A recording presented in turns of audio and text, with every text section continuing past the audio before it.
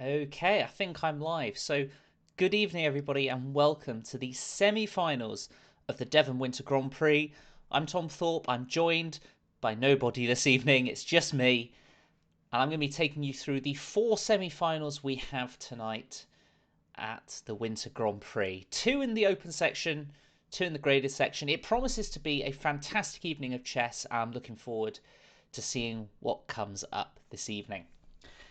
We're going to do a little bit of a preview, which is why I've started just a tad early because I'm sure the players will get underway at 7:30. So I'm going to start with a little preview of the graded section first, and then we'll move on to the open section. So, in the graded section this evening, we have Charlie Keane facing off against John Morrison. Charlie Keane, someone who's played in all of the Grand Prix so far, has qualified, I believe, for all of the graded sections up to this point, and is a very, very aggressive player. It's going to be really interesting to see how he plays against John Morrison, who is equally a very aggressive player, someone who plays very quickly. I remember I've lost him a couple of times in the actual Grand Prix portion of the event, so going to be interesting to see how that one comes along. John Morrison, it's his first time making the semi-finals, I believe, in the graded section. So got sort of someone who's been there, got the experience of the match, versus somebody who doesn't have the experience of the matches but has qualified for the first time. That also is true for the other semi-final in the graded section, the match between Steve Dean and Ian Simpson. Steve Dean, I think the man who needs no introduction on this channel, someone who has played in so many of the Devon events, won the Autumn Grand Prix, won the Autumn Mini Swiss, and someone who has qualified for the graded section yet again for the Winter Grand Prix. Going to be really, really interesting to see how he gets on. Rock solid, very slow chess player, and he's up against the very aggressive player from Exeter, Ian Simpson. Again, his first time making the semi-finals of the graded section in the Grand Prix. A very, very dangerous player. Beat Jack Rudd only a couple of weeks ago in a really back and forth blitz game. Someone who can beat anyone, probably also lose to anyone. Be really interesting to see which Ian comes out this evening. Will it be the Jack Rudd beating player or not? Very contrasting styles here. We've got, as I say, Steve, who is rock solid, will try and take things to end games. Ian Simpson, who will just play any gambit under the sun. Very, very dangerous player to face. Going to be really, really interesting. If I had to have some predictions this evening, I think Charlie will probably beat John this evening. Although, again, I can see that one being close, maybe going to a tiebreaker, maybe being 3-1 to Charlie. Steve against Ian, well, it could be which Ian turns up, but I think Steve's experience will probably get him over the line. But it's so difficult to predict that one. I'm going to go with 3-1 to Steve on that, but happy to be proven wrong. That's the graded section. We'll be taking a look at them when they get underway at 7:30, which isn't too long. I'll quickly do some previews of the open section as I see some people starting to join the stream, so hopefully people will trickle in as the games get underway. So in the open section this evening, we have International Master Jack Rudd, the winner of the previous two Grand Prix. Very, very quick, strong blitz player. I mean, he's about 2400 or something in blitz and rapid. Very, very strong. And he's up against Paul Hampton this evening, someone who commentated on the semi-finals with me in the autumn, has made it through, beating David Holmes last week in the quarterfinals. If you missed the quarterfinals last week, the video's still up on the Twitch channel and also on the YouTube page. But defeated David Holmes last week, qualifying now to play Jack Rudd in the semi-finals. Massive uphill task, I think, for Paul this evening. Jack is just a phenomenal player at these time controls.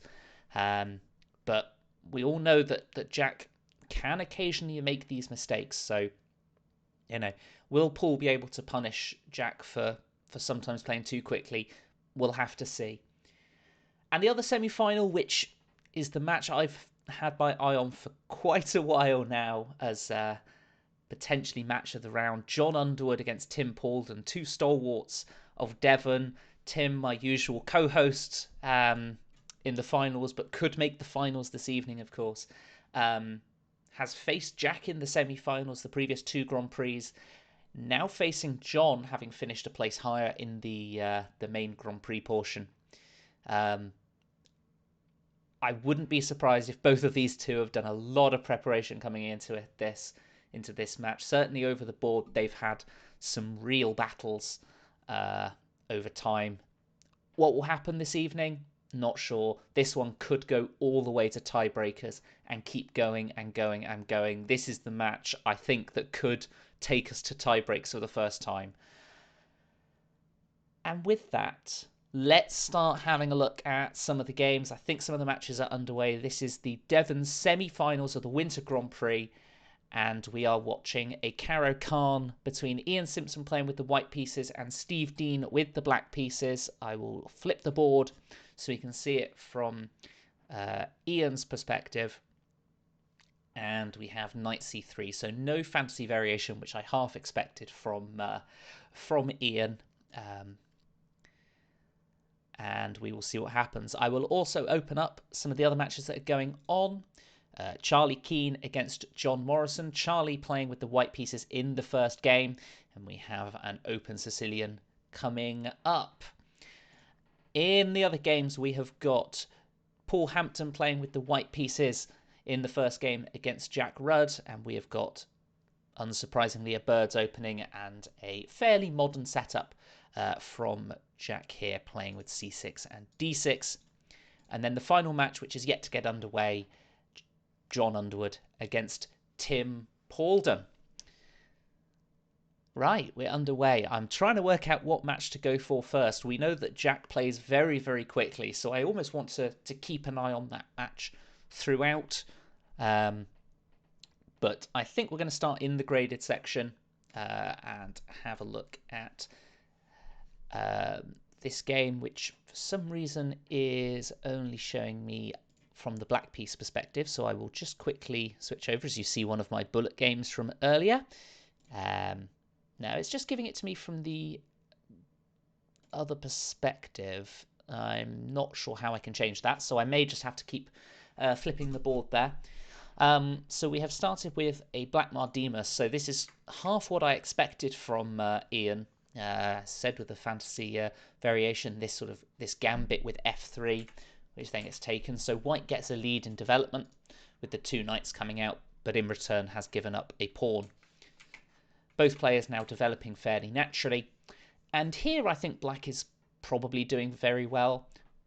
However, of course, black can choose to take on f3. Can take on f3 and then potentially choose to take on d4, win a second pawn. Looks a little bit dangerous to me, if you look at white's development in that position, with the queen, the bishop, the knight all out, and black's still got the dark square bishop locked in behind these pawns, the knight's still there. This bishop is going to come to e3 with the queen on f3 and attack the queen that then takes on d4. So there we are. Click on the cog on the right of the board to see toggle. Aha. I will have a look at that and see. So I can flip the board, but it's kind of annoying. It might be because I'm not sure that I'm friends on chess.com with Ian, which might make a difference. I can't see it straight in there, so we'll, if I just have to keep flipping the board, that's not the end of the world, but thanks for the help anyway. But this position here, I think once you've played bishop g4, I think you have to go for this. Certainly taking on f3, you maybe don't have to take on d4. You can play a move like e6, remain really solid, say to white, I'm a pawn up, and there we go, that's what Steve has done. But of course, white's going to have very good compensation for just the one pawn here. Going to be able to castle quickly either side, to be honest. Has now defended the d4 pawn. Black, on the other hand, hasn't got anything hugely going straight away, but very, very solid, as Steve's games generally go. Still waiting for the match between Tim and John to get underway, so we will stick with the games we have at the moment. Knight to d7, just a standard developing move, and now the move g4, very, very aggressive. Probably would have preferred to have seen castles queenside first before launching this. I don't think it makes too much difference, but this certainly poses the question to Black: what are you going to do with this, with your development here? This is really taking the game to Steve straight away. Very, very dangerous player is Ian. As I say, I think this is going to be a very, very interesting match. Let's jump to the match between Charlie Keane and John Morrison, where we saw an Alapin variation, so a delayed sort of c3 to get d4 in, and then f5, very offbeat move, and then bishop d3, a very creative move, blocking in your d pawn, but really putting pressure on this f5 square. And now after bishop takes e4, I mean, you can almost look at playing d5 and kicking this bishop, but then the bishop may sit quite nicely on c2. I'm really not sure what's going on here. Of course, playing knight to f6, hitting the bishop, also works. And now with knight to 6, g4, Charlie really going for this. Say two pretty aggressive players here. Not afraid to play expansive moves like g4 here. Opening up in front of the king. I'm not sure I'm the biggest fan of it, but it's certainly adventurous. It's certainly something worth doing. And if you look at Black's position, this dark squared bishop really stuck in behind all these pawns, and you don't really want to move this e-pawn because then the bishop on f7 then becomes hemmed in. So I think it's going to be a real challenge for Black to actually develop here, which is why I think the engine's much preferring white here. Even though I don't think g4 is probably the best move, it doesn't really achieve huge amounts straight away. I'd have rather got this bishop out somewhere on c1. But even so, it's going to be tricky. Black going to be developing the bishop to g7, but at this point, now the king's side, if Black ever decides to castle, maybe a little bit weaker. Without that f pawn, sometimes that king side can be a little bit weak, but that's certainly teeing up to be an interesting battle. As I open up the game between Tim and John, and they've started out with e4, c5, c4. What on earth has Tim got prepared? Sort of a weird English, it's almost transposed into this English defense with c4, d3, and e4. I don't know how much preparation Tim's been doing, but clearly, something's been going on there to play e4, c5, c4. Black, of course, has clamped down on white playing the move d4 by playing knight c6 and g6, bishop g7. And the idea with doing this is to stop a Maroczy bind, sort of quite normal setup against the Sicilian, where you play e4 and c4, but also d4 and play more positionally. I think Tim's putting a statement out here, playing f4 and gaining space on the king side here, and eventually castling kingside and probably looking to play f5 at the right moment, a sort of King's Indian attack style. You can sometimes play it slowly with like h3, king h2, and then eventually go like g4 and f5. Quite a slow process to get that in, but quite a common sort of attacking method there. Because I'm conscious of the time, let's have a look at the game between Paul Hampton and Jack Rudd, because we all know how quick Jack plays. And what surprises me is Jack has spent, is still ahead on the clock, but is already down to 6.5 minutes, which, for Jack is quite low. And if we skip back, this was a birds opening, and Jack played a fairly modern setup, with c6, d6, and then e5, playing the queen out to a5. This is gaining space in the center. And just skipping through the moves, it looks all fairly standard to me. White is trying to play on the king side, maneuver their pieces, whereas black is eventually going to look to play a move like d5 or look to play something on the queen side. But I think Paul's got quite a nice position here.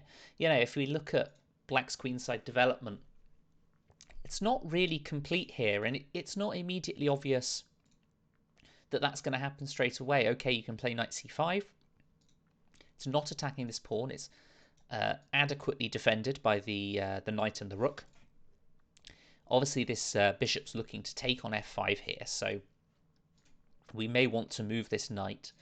I'm not sure exactly where we want to move that to, whether we want to move that to h4, which isn't doing huge amounts, or whether we wanted to move it back to e3.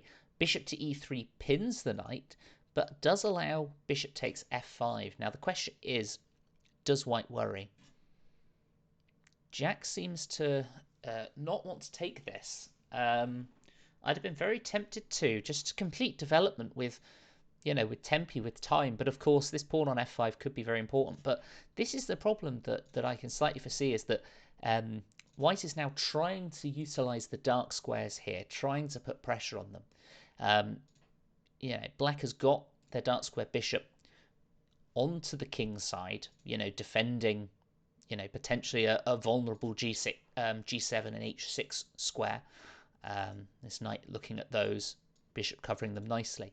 But it does feel like, it definitely feels like white has got a good position here. And apologies if you saw me jump there, but the alert that just came up for Funky Toaster for following was very, very loud. So I was not expecting that at all. So it's a bit of a scuffed stream so far, but there we are. Bishop to f6. That's really restricting black now on the king side.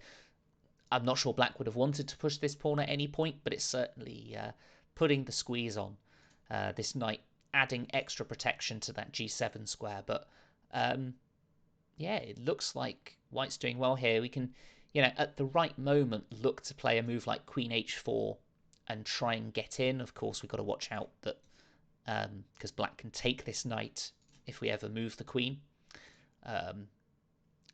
And eventually look to get a rook lift in, so play rook f3 and then rook over to h3 to sort of add an extra rook to the attack.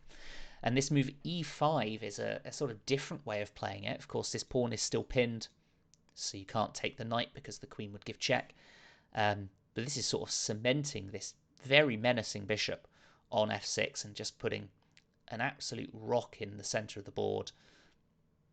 Black now pushing on to try and contest the queen side and try and do something there. White's looking very, very good here. I'm not just saying that because the engine says it. It looks good. Knight d6. I really like this move. Black really doesn't want to take this knight. This dark squared bishop is going to be really important for defending. But that knight on d6 was too strong. And now it feels like go time. It feels like at some point white's going to want to just play queen h4, queen h6, no check, and then sacrifice the rook for the knight and play queen g7 checkmate. That feels like a plan. f5's also a good plan, just to try and chip away, attack the knight in the process. This is very, very dangerous for Jack here, and we could be seeing an upset here. And one of the big things, the big tells here is look at the times. Jack is an incredibly fast player normally and is already down to 4.5 minutes. That tells me he's not comfortable with this position, that something's gone wrong. And Paul could be in a really good position here to try and take a 1-0 lead in this match. Just a reminder, they are playing 4 games in these matches, 2 games at 9+3, and then 2 games at 5+2. And if that's tied, they'll go into tie breaks. 2 games of 5+2 until we get a winner. We'll leave this game for the moment. Let's jump back to the game between Charlie Keane and John Morrison, where I noticed the clock times were getting already a little bit lower than some of the other games. And we can see here that, again, this king side, which I think I mentioned was potentially a little bit weak. Now this G pawn's gone, it's been traded for the H pawn, and now both kings looking a little bit exposed here. No good way for attacking either of them quite yet. Probably easier to attack the black king with moves like Queen G3 and Queen H4 to give a check there. Not doing anything straight away, but potentially in the future, if you can, maneuver this knight around maybe to F4 here. So from E2 to F4 to put pressure on that G6 square. That looks like the right play there. But so I think I like Charlie's position here. It's quite difficult to see what black's counter chances are here. This pawn on E6 looks very good. Maybe later on that can become a weakness because it's too far forwards, but again, doesn't feel like that's going to be a particularly easy thing to attack. Having said that, I'm not a big fan of b5 here. It feels like white wanted to play on the king side here rather than the queen side. After taking, knight takes, you deal with the threat of knight takes c7 here. Knight c7 forking the you sort of deal with that threat either by taking on b5 or moving the queen. I'm not sure exactly what you want to do, but all of a sudden black now has this open a file and has this pressure, and I didn't think that John had any play in the position, and now all of a sudden it feels like he has. Of course, you didn't want to move the queen. My apologies, because it's defending the g6 square. But bishop to e4 here. The engine doesn't like it. I think it's a very natural move. Makes me think there might have been another issue here that I'm missing, some sort of tactical idea that I can't see. Maybe the move rook a5 to put pressure on the knight, but also, on this bishop. That looks like that might actually be the problem. But bishop e4 played, I think, a very natural move given the time situation. Queen over to g3 and then over to h4, which is the sort of maneuver I was looking at earlier. And now it feels like white's got a really good attack on the queen side. And yes, black can play, well, I was about to say black can take the pawn on a2, but it's defended. Can't go to a3 because of the knight. It's actually sort of, there aren't any entry squares for this rook. So looks to be a little bit challenging there. Black going to go for some counterplay on these light squares. It's going to be a real fight on the right-hand side of the board, on the king side, to see which side's going to get there first. But I'm conscious to try and keep an eye on all four of the games. So let's jump over to Ian Simpson against Steve Dean in the graded section, where Steve Dean is traditionally down to his last few seconds quite early on. And the material, well, black is still a pawn up, has the potential to take this rook, but if black ever takes this rook on f6, white recaptures with the pawn, forking the king and the queen, so that's not such a bright idea, which is why Steve has decided to play rook to h5 instead of taking that rook with the knight. And I think this is going to be a common theme throughout this match. Ian's going to be attacking throughout this match. Steve's going to be, trying to defend as much as possible. But with little time, it's going to be tricky. It's going to be tricky. He's used to these conditions. We've spoken about this time and time again in these matches, that Steve is used to playing with little time. But, will he be able to defend against all these attacks? It's sometimes very difficult. I'm not sure I'm the biggest fan of this rook dropping back to h8. I think I'd have preferred the other rook coming across. But now rook h2 check, defended by the bishop. So I think, once this king drops back to g1, the only move, I'm not sure why white's taking their time with it. They're not. I'm just not updated. And then the rooks drop back to h8 again. It feels like the other rook should come across. But, of course, you've got to watch out for rook takes f7. Ooh, tricky position. And Ian not going for just, a repetition of position to try and get a draw, is, played c4 and is going for it. This really could go either way. I know the engine's saying that black is doing well here, but I think, that practically there are still some difficulties here. Bishop h2 check. That king's going back to g2. And black's got to come up with these plans so quickly because of the time. Well, that could go either way. That really could. That's still got 3 results in this. We'll have to come back to it. I just want to jump quickly to Jack Rudd against Paul Hampton, where the position has completely turned. And Jack is now miles of material up, a knight and a couple of pawns. Jack looks like he's going to take this game. But where did it go wrong? Where did it all go wrong? It looked so good where we left it off. You know, this knight coming in to try and control the light squares. Whoops. And as we see, Jack has taken that game. But just quickly, where has it gone wrong? Knight h5. I'm just looking at the evaluation bar. And rook takes e4. So it's allowing that rook takes e4, dropping that knight. That's cost that game.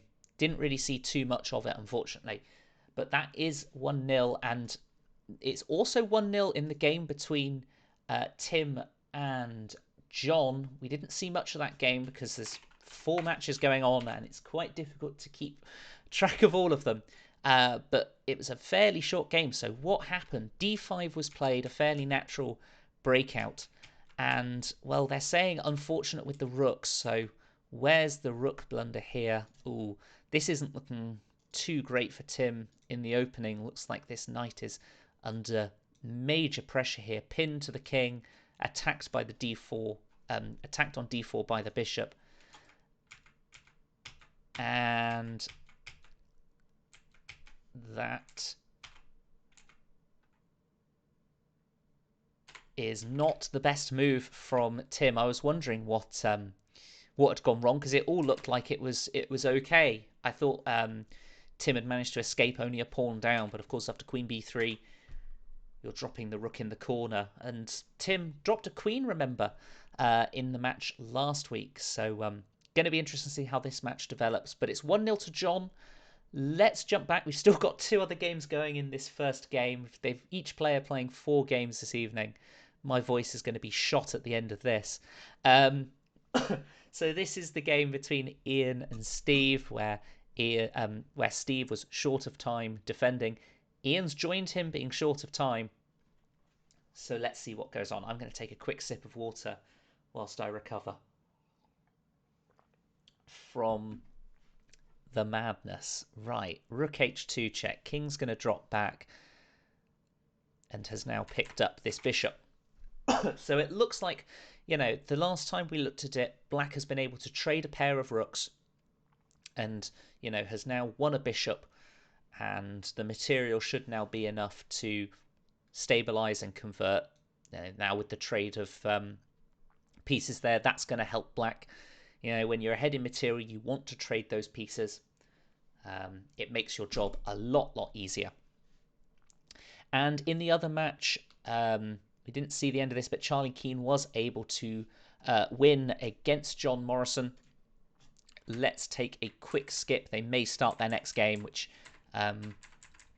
wouldn't be too great. But White was able to play knight c3, take on e4, and all looks okay for both sides. I mean, black is a pawn down in this position, 2 pawns down rather. And so what have we got here? This is an endgame with 2 rooks and 2 pawns versus 1 pawn. Okay, John Morrison, they're getting 5 minutes. So that's all good, as Steve Dean does win the first game on time, but the position was good for Charlie anyway. I think I may have got the names mixed up. So Charlie Keane took the first game. Steve took the first game. There we go. Right, so the scores are up to date. We'll keep an eye on the match between Jack and Paul. We'll have a look at that in just a minute. And the other game between John and Tim has started as well. But a pawn up for White. And let's just quickly skip through and see what happened. An unfortunate, either a mouse slip or just a blunder. But rook dropping here, and that is curtains. That would have been a very interesting endgame actually here. Had that blunder not happened, would have been interesting to see Whether white was able to convert with that extra pawn, 2 pawns versus 1 pawn, with so many pieces on the board, feels tricky. But the rook dropping here will seal the deal. So that is 1-0 to Charlie Keane, 1-0 to Steve Dean in the opening games, and they'll be kicking off with their second games in just a moment. They're just sorting out the format because it is Ian's first time in the semi-finals, so they're sorting out their second game. So for the moment, let's jump to Jack Rudd against Paul Hampton. And Jack started out with one knight c3. We did see this briefly, but very interesting opening. Not particularly common. And this move d4. You could go e4 here, and that would go into a fairly standard Sicilian position, which Paul would know well.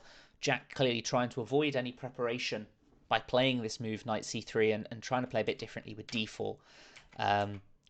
And I have absolutely no idea what's meant to happen in this position, but here we are anyway. Queen a5, c3. The knight's adequately defended, so no blunder going on there. After knight f6, knight c7 check. That's forking the king and the rook. But of course, black has a counter hit here with queen takes c3. So if the knight takes the rook in the corner, black can play queen takes pawn. Now you can't play the queen blocking because then you would be able to take the rook in the corner. But you can drop the bishop back or the knight back. So I'm not entirely sure why the engine is so happy with the position here. And well, it seems like queen takes c3 wasn't the move. Maybe it was knight takes e4 first. Let's cheat. Let's cheat and have a look at the engine. Knight takes e4. Yes, playing knight takes e4 first. So I can probably flick up some live analysis here. Here we are. So had knight takes e4 been played, then the engine's saying to just develop. But let's say white tries to defend this pawn. Then of course, then you're hitting f2 as well, aren't you? And there is a checkmate here. Like so. So that's quite nasty, actually. Playing this move, it's so tempting. I think, my first thought was to play queen takes c3 as well. I think that's a very natural move. But this move, knight takes e4, threatening f2 first, and then either taking on c3 or whatever is best. That's quite nasty, actually. But that wasn't played in the game, unfortunately, for Paul. Paul did play queen takes c3 instead, and now the bishop has dropped back. As I said, the queen still defends the rook in the corner. Turn the engine off. And, well, this is getting tactical, but I'm not convinced this is going to work. Take on f2, knight takes e4, check, but it feels like there's no real threat here. So if you drop the king back to g1, then you can play the move queen c5 check. So that wouldn't be too good because that would lead to checkmate. So you can't go back to g1 with the king. You can't go to g3. So you're left with either going to e2 or e1. And Jack has decided to go to e2. But this is potentially allowing stuff like knight d4. I know the knight defends it here, but, well, this is very, very tricky. I'm also looking at things that maybe playing b6 and bishop a6 check. Of course, you can take on d2. Now, if you took with the queen, again, you drop the rook in the corner. Not sure why Jack decided not to take the knight, but I suppose this is just an intermediate move you can play.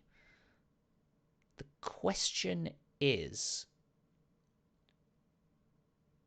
why is the engine giving naught? Knight d4 check. Well, that feels like you can just take that and then take on d2.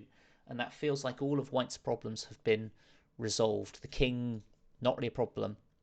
And white will just be a rook up. So again, I'm going to have a look here. After rook c1, knight e4. Wow, what a crazy game this is. So let's just have a look at this. I apologize to the other games, but this is really interesting. After rook c1 here, you can actually play the move knight e4, so leaving the queen under attack. Because if you take the queen, you can play knight takes c3 check, and that forks the king and the queen. So after this sequence of moves, you trade the queens. You're left in a position where black has got 3 extra pawns, but this knight is stuck in the corner, but it's going to get stuck. This knight is going to get stuck, I think. The king moves away, and then you can play king d6, stop the knight from escaping. Then you can play, let's just make some moves, play bishop d7, and then take the knight, and then black will be 3 pawns up, and doing very well in that game. But very tricky to find that, as I've lost the game. So it doesn't look like have they started their next game? They have. Okay. I will keep an eye on what's going on in the match between Charlie Keane, which I don't think they've started their second game yet. But the game between Jack and Paul, which I'll just conclude at this point, White is now completely ahead on material and should convert this, but lots of crazy combinations there that Black has missed a couple of chances there, but really difficult to find under the time constraints. Right, I've spent a lot of time on that game. Let's move to John against Tim Paulden. John winning the first game, so Tim needing to respond here, and has responded with a From's Gambit. Okay, Tim definitely has done some preparation here. He told me earlier he didn't, but I don't believe him. And we've got this. This does ring true, actually, that this is a line that White can play. It's like a sacrifice of the rook in corner. Play this with extreme caution, I think, is the best way of playing this. This is just a silly position. So black has won a rook for a bishop, so has won an exchange, it's just an exchange up, but black has absolutely no development, and white has got several of their pieces out. It's going to castle queenside, whereas black has got their queen stuck in the opposition corner. And so we reach this position here, where black just has no development, and black's king is getting stuck in the center here. Already some nasty things are looking to happen, with potentially knight takes knight and then queen e3 check, and trying to attack the king with the queen and the bishop. So that's looking really, really dangerous for Tim here. And yeah, I'm not sure I like his position, and there's probably some tactics that I'm missing as well. But yeah, that's not looking too great for Tim, I don't think, here. Just catching up with the chat. Yes, so we've got several players from Seaton Chess Club. Daniel Devon, a small club. I think they were ECF Small Club of the Year before all restrictions came in. So yeah, I think they've done exceptionally well. You've got John Underwood and Paul Hampton. They're both at Seaton. Charlie Keane and Steve Dean in the graded section, all from Seaton Chess Club. So a great turnout from them. And then Tim Paulden, John Morrison, Ian Simpson, all from Exeter Chess Club. And Jack Rudd is, I believe, plays for Barnstable and is just in his own right an incredibly strong chess player. So he's got some great strength in Devon, doing really well in the county championships in the southwest as well. I think the final of that's coming up in a couple of weeks. I think there's a match against Gloucestershire coming up, but yeah, there's real strength in depth in Devon, both at the top end with players like Jack, Tim, John, and Paul, ranging right the way down the grades. There is a huge number of players and a huge strength throughout Devon. King d7, that's not the move from that you want to be playing um, especially when this knight, which is the only thing stopping queen e7, uh, check and mate, um, especially when that can be taken by the knight. I think if white decides to play knight takes d5, I think black has to take the bishop with their king, and well, a king on d6 is not normally something you want. Judging by the engine, there is a tactic here that's going to win the game, but going to be tricky to spot it. But John does have 6.5 minutes. Let's see if we can find it. So if we take on d5, king takes d6. What can we do? You can still play the queen to e7 because the knight's on d5. So then the king would have to take the knight. So we're dragging the king up the board. I reckon this is probably what John is calculating here. Let me just open up an analysis as Jack does successfully win his game against Paul. So we quickly jump to this analysis. The line I want to look at is you can take on d5. This king pretty much has to take the bishop, otherwise queen e7's going to completely destroy black. King takes here. You can then play queen e7 check, and the king has, can move to e5, but let's say he takes on d5. And the question is there a way to checkmate the king here? It's so tempting to play something like c4, give up this knight as well, and then play queen f6 check. Apparently not. Queen d6 check. Yes, queen d6 check. The king has to go to e3, and then queen e5 check, and there is nowhere for this king to go to. The queen blocks, and then you give checkmate there. There's your tactic. Giving up how much material? Giving up the bishop, giving up all three of these pieces after knight takes knight here to give checkmate. I really hope we see that on the board. That's a phenomenal tactic. As you can see, easy to go wrong. I played the wrong queen move in the analysis there. But let's see if John can find that tactic. Jack and Paul. Jack is 2-0 up now on Paul Hampton, so I shall update the scores. So Jack just needs half a point from the remaining 2 Blitz games to book his place in the finals next Friday at the same time, 7:30. Make sure that's in your calendars because I'm sure no one wants to miss that. Knight takes d5. We could be seeing this. I really hope we do. I think it's a really nice combination. I think it's gettable as well. Let's stick with this game just a moment. It looks like Charlie Keane and John Morrison haven't started their second game yet, so we're just waiting for them to get underway. I know John wanted to take a little break in between those 2 games. King's taking the bishop. Here we go. Will John be able to find this tactic? Has he found something else? We'll have to wait and see. I sort of want to go away and look. I mean, John spent 3 minutes on that last move, which for a game of this length is a long, long time. So, as clearly has been looking at it. Queen f4. Oh, that's sad. But I should jump back because Steve Dean has won the second game and I haven't even looked at it yet. So let's take a quick look at the game. So it was a London, which we would expect from Steve Dean. He's played this time and time again. And black has given up this pawn on the queen side, but unfortunately has missed the bishop on f4. That London bishop, the usual bishop that comes out on move 2 to f4, has just missed that. And after taking on b7, you can't go rook b8 to reclaim your pawn once the queen moves, because the bishop is going to take that rook.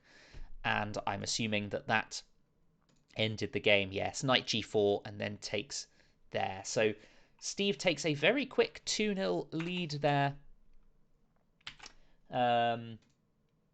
So Steve, 1 foot in the door into the semi-finals, but we shall see what Ian can come up with in the Blitz games. He might have an edge there with Steve's time difficulties. I'm not sure. I'm really disappointed John didn't play the line we saw, but queen f4 check, doing the same job, but the king can escape this way in this line to c5, whereas previously we had our queen guarding that. It was on e7, it was guarding that exit. So instead, white has taken the rook in the corner instead, and has got 1, 2, 3, 4, 5, 6, 1, 2, 3. So it's equal material somehow after all of that. But that king has found, well, I wouldn't say safety on a7, but it certainly looks a lot safer on a7 than it did in the center of the board. And, well, b6 and, well, is there anything here? You can take on g4 at a first, or you can play queen g7 check. That's going to win the knight. There's only one way to block that check, and that's with knight d7. And then that queen's just going to take that. So if John can find queen g7 check, which he does, that's going to be looking like a victory for John. And in the match, which I really thought was going to be a lot closer than this, John takes what has been a fairly close, a fairly quick rather, 2-0 lead. But John with the extra bishop, we're going to leave him to that as I open up the match, which has restarted between John Morrison and Charlie Keane. Charlie Keane did take a 1-0 lead in this match. Chess.com's forgotten that, which is a shame. But we will see what happens there. Just keeping an eye to make sure that the other match doesn't start. We've got an accelerated dragon here with this sort of gambit with b4. Lots of gambits today, which doesn't come as a huge surprise to me, with quite a lot of very aggressive players playing. And, well, that pawn didn't get taken, and instead has now been able to capture on c5. And we reach a position where black looks like they've just got a good central structure here with the pawn. Obviously, white's got quite a bit of pressure, but black's going to castle, play moves like knight f5. This bishop may come out first, and then play e6. And this c5 pawn looks to be a big weakness for black. Can't be defended with d4 because it's just going to get taken, and so it could be rounded up quite, I'd say, simply. It's got to be worked out, obviously, but with moves like queen a5 and queen takes c5. So we'll see what happens there. Do want to take a look at the blitz game between Paul and Jack, because Paul needs to win both these blitz games to take this match to tie breaks, and has stuck with the birds opening, which should come as no surprise to anyone that knows Paul. And I think Jack has played a different system here. I think he played something with c6, d6 and e5 in the last game, and has instead played this idea with queen b6. But, ultimately has seemed to get in a little bit of a pickle. If I skip forwards to the game position, definitely feels like, once again, Jack is having some difficulties with the dark squares on the king's side. This bishop is here to guard them yet again, but white is really gearing up to start getting some pressure on that side of the board. Bishop f6 to guard the e7 square. What's the pawns like? 1, 2, 3, 4, 5. Hang on, there's an extra knight. I should probably have noticed that. Where did that extra knight come from? So Jack looks like he just blundered the knight after playing knight g4, just missed queen takes g4. Wow. Okay, I mean, so white has 4 pawns, black has 7, so it's a knight for 3 pawns. So, for those that are perhaps slightly newer to chess that are watching, a knight may be worth 3 points, but you would much rather normally have a knight than 3 pawns, especially when you're attacking. And white is almost certainly attacking here on the king's side, but with only 3.5 seconds, it's going to be tricky to find the right combination to try and break through. And if white doesn't break through, black is going to just march these pawns on the queen side forwards very, very quickly. Just to confirm, John did beat Tim in that second game, so has taken a 2-0 lead in that match, as Paul is hovering at 0 seconds. That doesn't look like that's the right time control.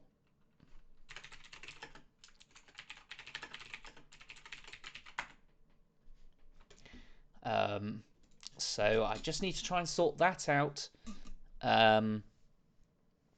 90 seconds for the game doesn't feel like the right time control. We're meant to be playing at 5+2. We'll see what the players want to do about that. You know.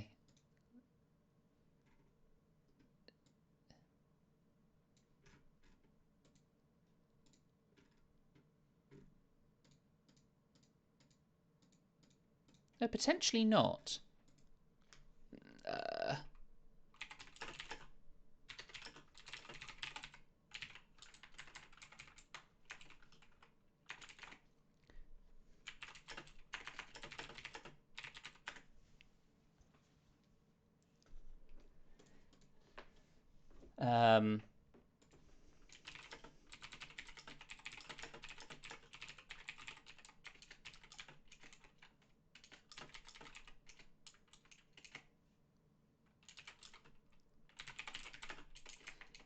Sorry about this, everyone. So I'm not sure what the conclusion to that was, which is helpful because chess.com has just switched that. So I will find out from them. My assumption is that they are going to stick with that game, but I will try and find out from them at some point. So Steve Dean and Ian Simpson are yet to start their third game. Steve Dean taking a 2-0 lead in that one. Let's have a look at Charlie Keane against John Morrison. We haven't really spent too much time on this game. John Underwood has taken a 2-0 lead against Tim Paulden. I'll update that score there. And Jack maybe 3-0 up on Paul, maybe 2-0. We will find out at some point. So, but of course, if this game goes the way of Jack, then there, let's just double check. They are playing 5+2 in this one. So hopefully that is all sorted. So let's look at the game between Charlie Keane and John Morrison. So they started out with this this Sicilian, where I was saying this c5 pawn might be a bit exposed. And after knight g5, e6, knight c3, that knight on g5 is very much free. Could very well have been taken, but Charlie missed that opportunity, and John not giving him a second chance, moving the knight back. Good move.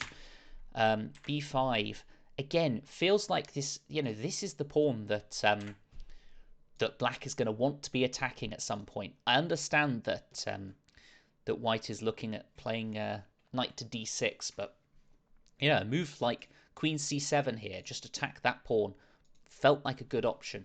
Instead, after b5, it feels like White has the option to just take this pawn.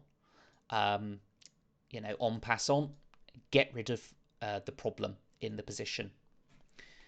White decides to keep that pawn on c5 to allow the knight to d6, but it's never going to be stable there because this pawn is always going to be a bit weak. Which is why the engine is saying that Black is ahead here in this position, I think. Okay, bishop b7, f3, this knight coming to f5, queen e1, rook c8, and g4. So g4 is a very expansive move. Now, the engine doesn't like it, but I don't see an immediate reason why. It could potentially be this move, knight to h4, ganging up on this f3 square. That seems like one option, and I'm correct. Just thought I'd quickly check. And it does feel like, if you go knight h4, It's defended by the queens, so this queen can't just take that.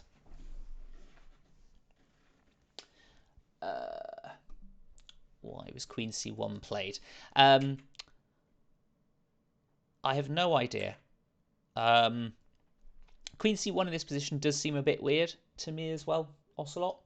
It does feel like white would just want to develop, play a move like knight c3. His queen feels like it probably wants to be on e2 instead to put some more pressure on the e5 pawn. Yeah, queen c1 doesn't feel like it's achieving, the right goals here. Like, it's not like you need extra protection to play bishop a3. Maybe John was worried about something like e4 to discover, so actually played queen c1 to stop e4 happening, which would attack both the knight and the bishop long range. Of course, I don't think that's a problem because white can play bishop takes bishop, but ultimately that's probably what John was thinking. So let's just quickly jump back as I just sort out the camera a second. There we go. So knight h4 was played. The queen comes to defend that, and now b4. Knight comes into d6 and now takes on c3. Good move, very good move. Not worrying about white taking this rook. If white takes the rook on c8, you take on b2, attacks the white rook, and only then, once white's rook moves, do you then do that. Knight takes b7, on the other hand, is a counter. Queen c7, I was wondering, you could probably play queen d5 here, I think, which would attack both the knight. It would attack, the f3 square, so it would be very difficult to defend, and you're also attacking b2. So queen d5, you'd be attacking all sorts of things, and I think that's what the engine was looking for. Queen c7 played instead, so not quite getting the 3 attacks, but still looking pretty decent, although after queen takes f3, that's defending the knight. So the material balance here is white has a bishop and a knight, and pawns are level, a bishop and a knight for the rook. So generally you would think that the bishop and the knight are better, but there are quite a few issues that need to be resolved. Firstly, rook b8 is a nice move. Attacking the knight, if the knight moves away, then you take on b2. So that knight's not going to move away. Instead, white has to play either bishop takes a6 to guard the knight, although that doesn't feel good, or bishop e4 was going to be the other suggestion. But then you can play a move f5 here, and that looks to be causing trouble. I suppose the only other move you could play is the move c6. That would be an option, and I don't see an immediate refutation to that. Maybe you just gang up on the pawn. I'm not sure. But after f5, g takes, e takes. I think I preferred g takes there, just to stop what happened in the game, which is bishop d5 check, and then the king dropping to the corner. So white feels like white has actually unraveled here. Material-wise, it's not the worst. I think white probably plays the move c6 here. It doesn't feel like there's any refutation to that. And, white has got 2 minor pieces for the rook, albeit the pawn structure is completely broken. But, a very double-edged position, in a position where I think black just had clear tactical wins there. But we'll see how that one goes in just a bit. Just need to open up the game between Steve Dean and Ian Simpson. Steve 2-0 up on Ian, and Steve with the black pieces here and looking in good shape. Steve, again, only needing half a point to book his place in the semi-finals. And I think the match between Tim and John is just taking a short break in between the slightly longer games. I won't say rapid games, 9+3, before they move on to their 5+2. So this game between Ian and Steve, we got another Black Mardima gambit against the against this Caro-Kann. Again, this sort of fantasy variation. Again, white not giving up the d pawn this time. Black playing bishop f5 instead of the bishop coming out to g4 like Steve did in the first game. And has just played a little bit more solidly. But of course is a pawn up. So black a pawn up in this position. And what has white got for that pawn? Not a lot, I'm afraid to say. Black has almost completed development. The king sits perfectly fine on e8 for the moment. You almost don't want to castle. Although it should be fine because the move h5 isn't coming in any time fast. And yeah, looks fairly solid to me. The one thing Black's got to worry about is that white has got the two bishops. So longer term, if white is able to open up this position, even though they're a pawn down, they might be able to get something going. But this game has got some legs in it, especially since, we know Steve is short of time, but that we're used to. The third game between John and Tim is underway, and Tim not going for Fromm's Gambit this time, going for something a bit more solid and probably something he's perhaps a little bit more familiar with. We'll catch up with that in a moment. Let's just quickly have a look at Jack versus Paul. Not entirely sure whether they're counting their third game or not. We'll find that out from them in due course, but we'll see how this game goes. Material is level. Black has a bishop, white has a knight. Both seem like fairly okay pieces, nothing too special. But Black's activity may be looking okay here. It's not immediately obvious. Maybe you can play. Well, I was thinking instead of queen c4, maybe you could have played queen b4 in this position. Can't take because the rook pins the pawn to the king. White would still have to play b3 to block it off. Maybe it doesn't come to anything, but well, unfortunately, that is a blunder from Paul there. There's too many defenders on this c3 pawn. You've got the knight, the queen, and the king, and you've only got the bishop, queen, and rook attacking. So if you've got the same number of attackers and defenders, that is defended well enough. And I'm not sure what Paul exactly missed there. That's an uncharacteristic error, albeit, the clock times will definitely have played a part as Jack has won that game on time. So Jack is definitely going through, whether or not that third game counted or not. I think it probably will. I think that could be a 4-0 win. By the sounds of it, I think it is. So I think Jack has taken a 4-0 victory there against Paul Hampton, and Jack has made a third final in a row. Many congratulations to him. Commiserations to Paul. Really tough match, and as has been shown, Paul had chances in that match. Had chances both with the white in both games with the white pieces.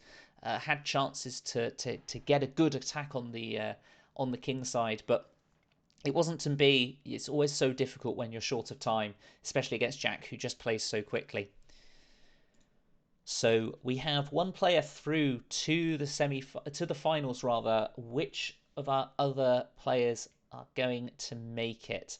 Of course, Charlie took this is their second game. So Charlie is only 1-0 up against John. This is their second game. This is the game we'll probably be focusing on a little bit later on because all the other matches will probably have finished.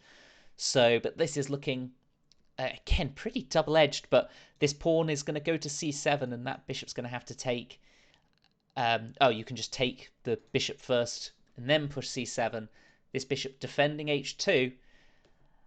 And this looks like it's going to be 1-1 in that match. We'll come back to that and confirm in just a minute. But let's quickly jump to Steve Dean, Ian Simpson. Steve Dean down to 4 seconds, to the surprise of no one.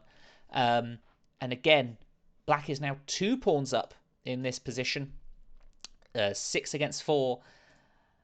This bishop is not a great piece. There aren't very many good squares for it. Even, going to c4, it just gets blunted out by b5 and just gets pushed straight back. And f2, well defended. In contrast, this knight doing a very good job. The engine had a bit of a move there. I'm not sure exactly what for, but black is only one pawn up now, but this knight is going to be a crucial factor here. A really strong piece in the center of the board. But Ian has won on time. So Steve's issues with the clock, I say issues, he's used to this by now, but him being short of time has cost him in this game, and Ian has got a lifeline here. Behind in the position, but Ian putting enough pressure on the position to cause Steve to run out of time. So it's 2-1 in this match, and if Ian wins the fourth game, we go to tiebreaks in 5+2. Please, I want tiebreaks at some point. Okay, so we'll keep an eye on this fourth game, a crucial fourth game.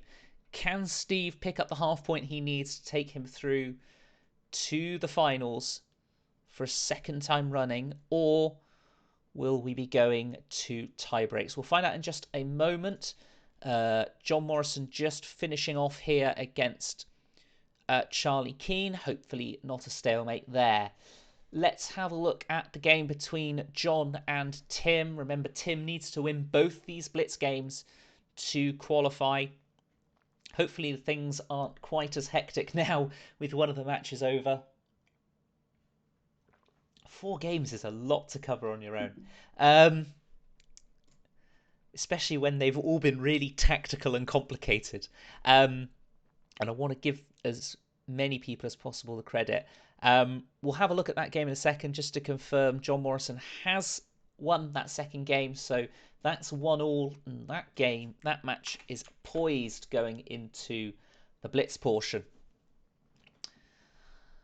And in this match, Tim, needing to win, has, got a very strong central pawn push, albeit it's not going to last.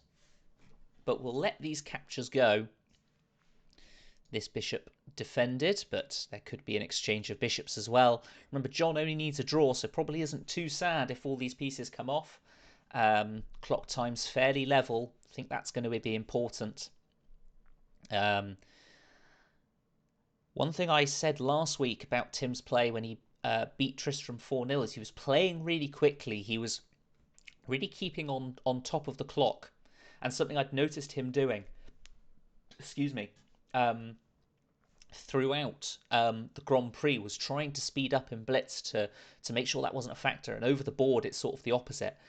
And in this match I've noticed that Tim's clock has been pretty short, and it's sort of, I don't know whether that's the pressure that John's been putting him under. It's probably to do with that a lot of it. But yeah, it does feel like Tim's slowed down this week, and that could be causing him a few problems. So material here is level, 6 pawns each with 2 bishops and a knight each, a pair of rooks, and the queens, obviously. And, well, there's a trade of bishops here. And this knight's going to come round to c5, but doesn't really have a lot going for it. This bishop on d4 is almost a big pawn at the moment, just guarding the e5 square. Whereas black is now looking to infiltrate. But this is the crucial factor in the position. This knight is going to come to d6, not straight away. Although, maybe straight away. I'm not sure if queen f3 does anything. Picks up the h3 pawn, so... Ooh, does it? Not sure. White's got some decisions here. White can look at taking on b6. F2 is adequately defended here. White playing queen e2, just bolstering e5. Guarding f3, so stopping queen f3 check. Now black's got a decision to make. Does he continue with sort of pressing? Okay, he plays a good move, I think, here. Knight c5, so stopping the bishop taking on b6. Looking to bring the knight in. The knight into e4. White plays knight to d6, so that guards that e6 square, hits the queen on f7, The multi-purpose move looks like a good move to me. Queen coming to f4. The most advanced square that queen can come to that's not guarded. And now a good defensive move here. Queen e3 offering that trade of queens. And that looks like it has to be accepted. Either by just leaving the queen there or taking it yourself. There's no squares for that queen to go to where it can't be taken. So John getting the pieces off the board. Remember, John does only need a draw here, and trading pieces doesn't necessarily mean that that you're going to get that draw, but it certainly simplifies the position. So it does look like Jack and Paul are actually replaying their third game. So I will bump that down, although I won't focus too much on that because the match has concluded, but we can take a look at that afterwards if needs be. But that does mean that okay, so John Morrison and Charlie Keane are yet to start their third game yet, so we've just got the two games we need to look at, and then this other game between Jack and Paul, so they're replaying that third game that was played without the increment, I think is what happened there. So equal material again, but black has the bishop. Now, white has a tricky knight, and this is actually looking very nasty for black now. I was going to say that bishop sort of in the end game can generally be a bit better, but this knight is too good. The knight can can take a5 in this position. This rook has become active and can, play rook c4 and rook takes c3 potentially. And this bishop is now stuck to guarding this pawn potentially. And this bishop's actually not that good. Look at the light squares. This bishop can only attack half of the squares on the board. This is why they call them light square bishops, the dark square bishops. They only control half the board, and that's so important for where you position your pawns. Because if your pawns are on light squares, this bishop on d2 cannot attack them, and that sounds obvious, but it has big implications on how you play the game. I really like rook d4 here. Now you can take on d2, trade off. Remember, white only needs a draw here, but white is a pawn up in this endgame. So take on d2, black takes on a4. This is going to be, I wouldn't say impossible for black to win this position, but it's going to be very, very tough. Jack has won the other game, so I will bump the score back up to 4-0 as Jack does defeat Paul Hampton in that fourth dead rubber game, so in their replayed third game there.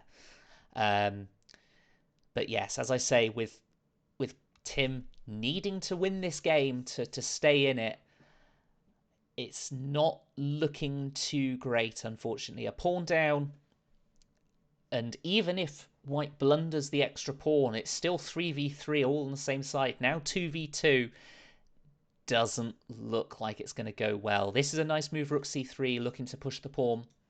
Rook a4, pinning that pawn. You didn't want to play the move rook c5 here, because then the king would just come to d4, attack it. The rook moves away, and then you would start marching that pawn up the board. So I like how John's played this, but Tim has tried to complicate things and has done a good job of that, to infiltrate with the king. This is, the only chance that he's had is distracted the white king over to this side of the board, infiltrated on the king's side.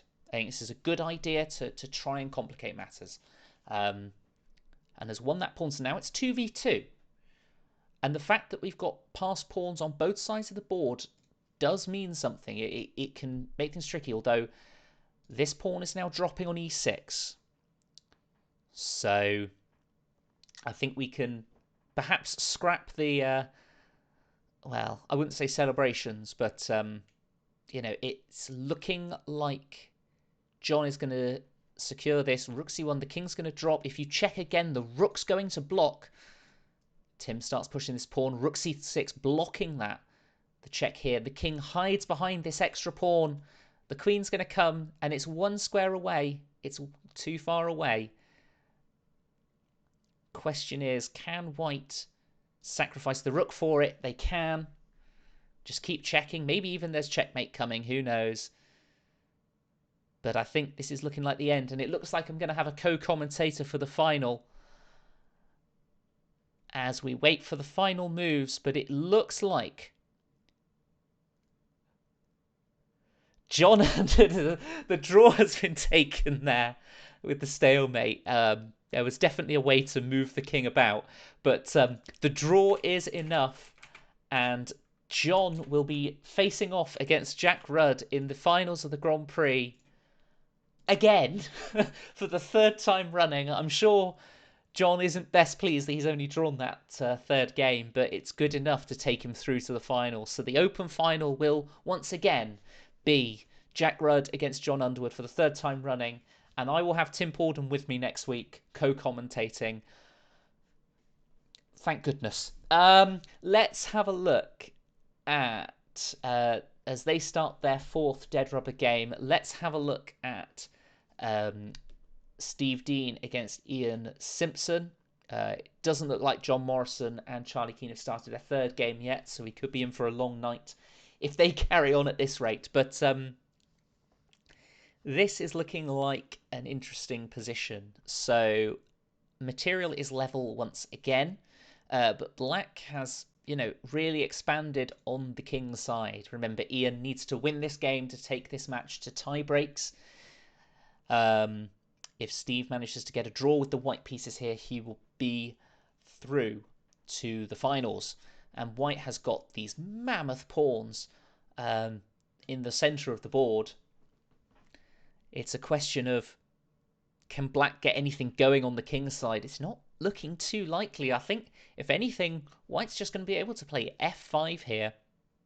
Or even take on d5. That's also a good move. I was thinking just push f5, threaten f6, and get those scary pawns marching.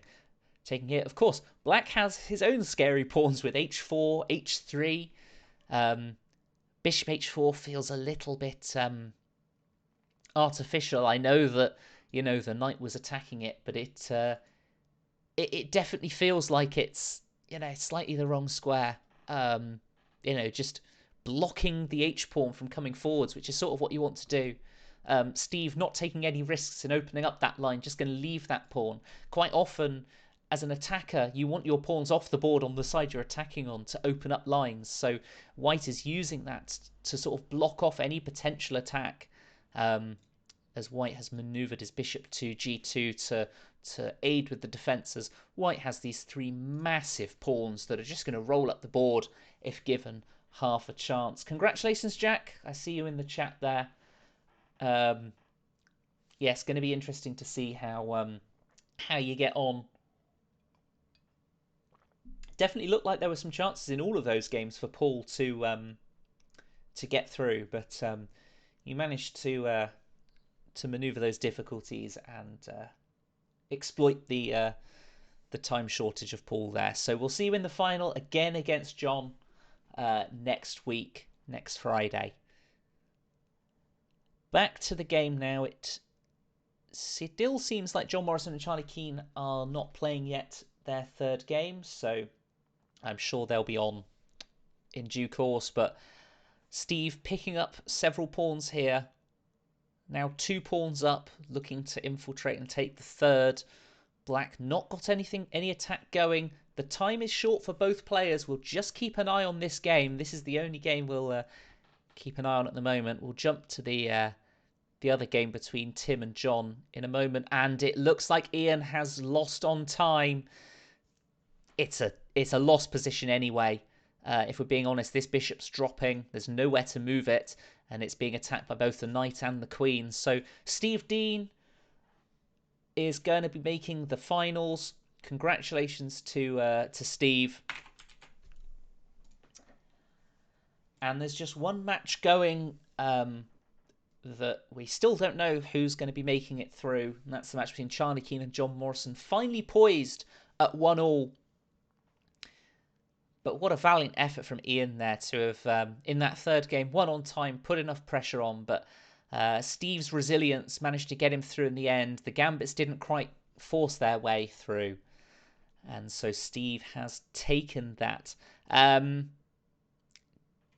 I thought I saw Charlie Keane and John playing their third game, but it looks like they're just having some difficulties. So I will jump to the fourth game between Tim and John for the moment. The match is over results-wise. John has made it through to the finals, but for pride, Tim is going to be looking to win this game and has gone all-out aggression with the Grob. I don't think I need to express much disgust on the stream for what Tim has done here, but he doesn't care, clearly. He's just going for it. Who can blame him? The match is gone. So he's having a bit of fun with the Grob. And, you know, well, unorthodox play, I think, is the order of the day for this final game. But it goes to show that the players are all taking this really seriously up until the matches are over, giving it everything they've got. I think that's been one of the things that's been really great about all the tournaments that have been run for nearly a year now, which is quite remarkable, and more on that potentially next week. That it's nearly been a year since we've been playing online, but everyone's been really getting involved in the tournaments and giving them everything they've got, and yeah, it's been really nice to have that going. But it's also nice to not see players consistently playing the Grob.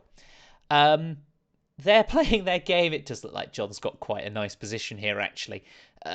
White. This is looking a little bit shaky on the king side here, and you'd have thought White was the one attacking. White would have been the one attacking on the king side, and it looks like Black's going to be the one potentially making some progress here with, well, maybe even moves like knight e5. I'm not sure, but yeah, that's looking quite nice. This rook and bishop eventually going to bear down on the knight. We'll leave them to it as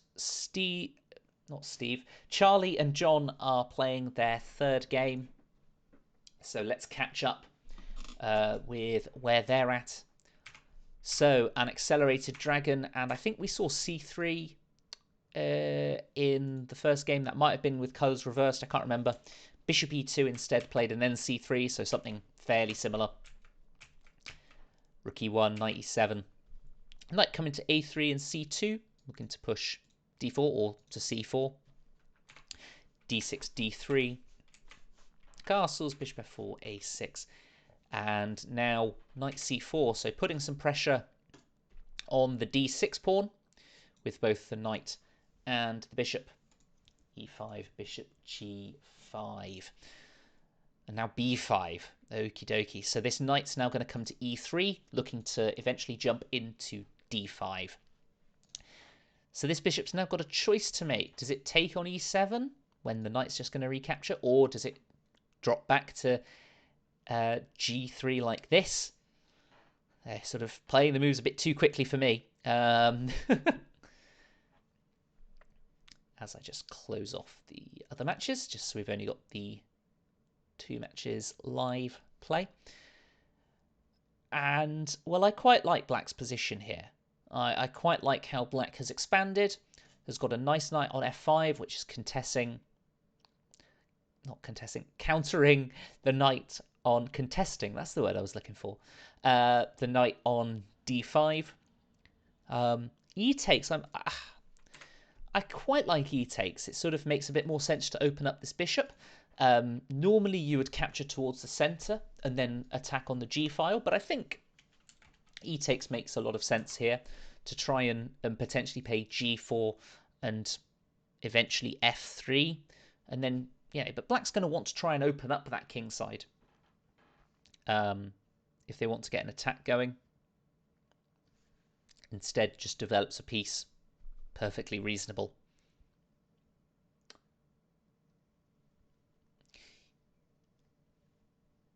So as Jack has said in the chat, sort of this knight would almost love to get to f5. You sort of, one of the ways you can come up with a plan, I may have mentioned this on stream before, is just look at the position and go, you know, if I could move my pieces to wherever I want, no matter what moves they can make, where would I put them? And for the knights, you're looking for outposts, so squares that can't be attacked by a pawn, that are generally guarded by a pawn. And d5 and f5 are the two squares that stand out to me.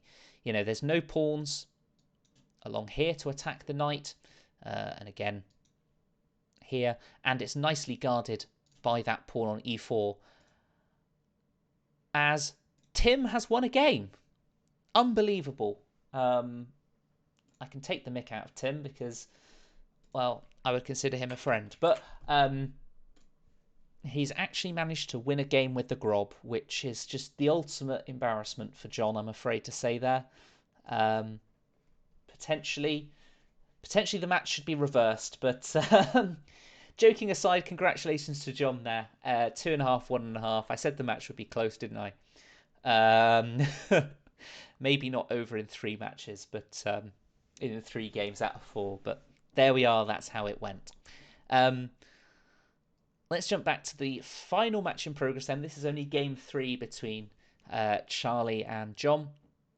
And king h7, that doesn't feel like the right move. That's just going to get pushed back. This bishop coming to f5. If you can't get a knight to f5, which was always going to be tricky, if you look at all the squares the knight can jump into f5 from, they're all covered by black pawns. There was no way for this knight to really maneuver its way to f5. But this bishop sits really nicely there as well, just cutting some light squares on the king's side. The big question for white is, how do you maneuver your queen into the attack? I'd even be looking at ideas of king h1, king h2, rook h1, and then moving the king back to try and attack on the h file. I'd almost want to move the knight away and bring my queen over to h5 to try and attack those light squares. And it almost feels like black would want to play a move like bishop c8 and get rid of that bishop, because if white's not careful, then if black's not careful, rather, these light squares are going to be quite weak. Bishop to g6 doesn't feel like a necessary move to me. The bishop was sitting fine on f5, and you don't need to attack something just because you can. It feels like a better move may have been knight d2, bring the queen in, as I say. But okay, the bishop's moved to g6, and the rook has jumped to d5, and now knight takes g5. For some reason, that didn't come into my thought process, and that's actually quite a nice idea. With the bishop on f5, you weren't defending the f7 square. So the idea here, just open some live analysis, the idea here is if you take this, then white can go queen h5 check, and you can't go king g8 because of checkmate here, because you're now guarding f7. So you'd have to play bishop h6 instead. And now when you play king g8, the queen is now defending those squares. Clearly very good for white here, but there would be a way of defending. But that only works because the bishop was placed on g6. So a nice idea there to guard the f7 square. As Jack says, it may have been good last move as well. It probably was. I'm not going to... could calculate it, but not going to. So black has not taken that due to what we've seen, so has attacked the knight with the queen. The white knight drops back, and now the bishop also drops back to a safe square. So white has won a pawn.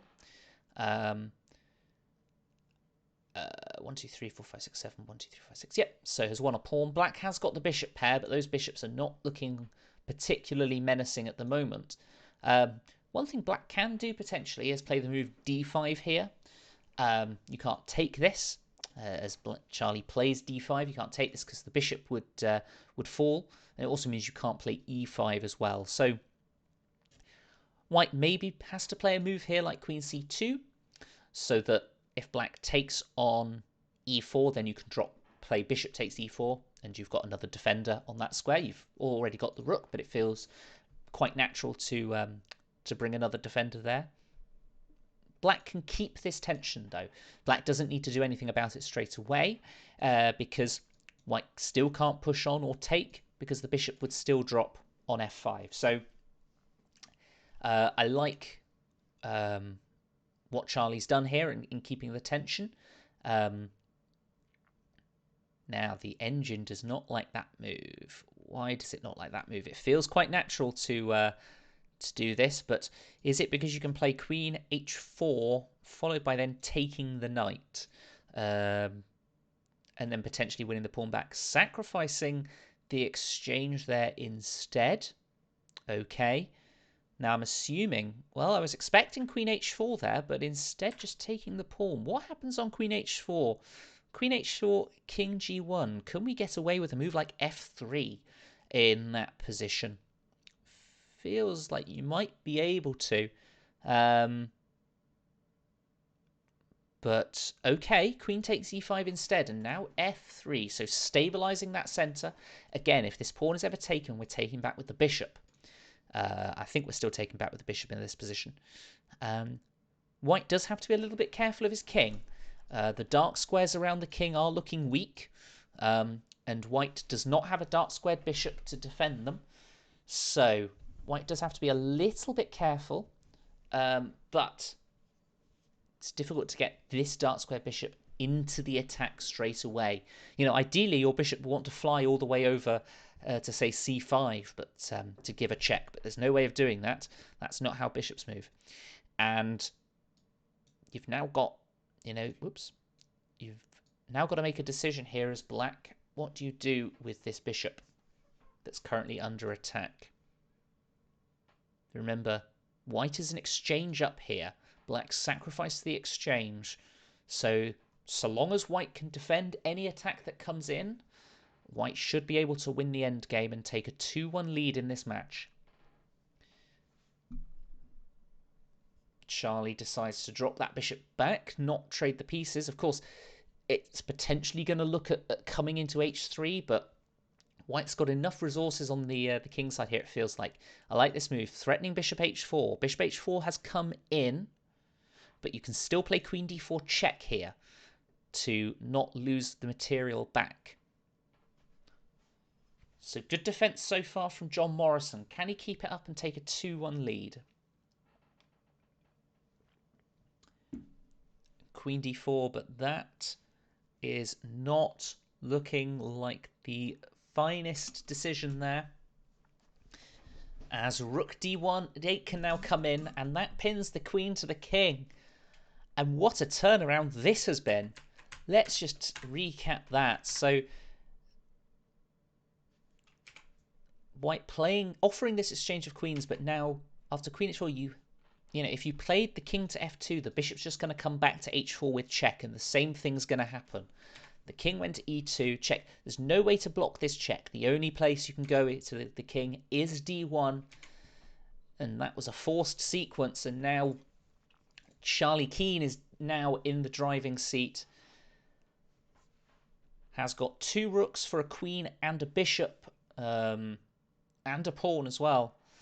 And the material should lead us to having Charlie Keane with a 2-1 lead. A dramatic turn of events here. This is what happens in Blitz, short of time. Anything can happen.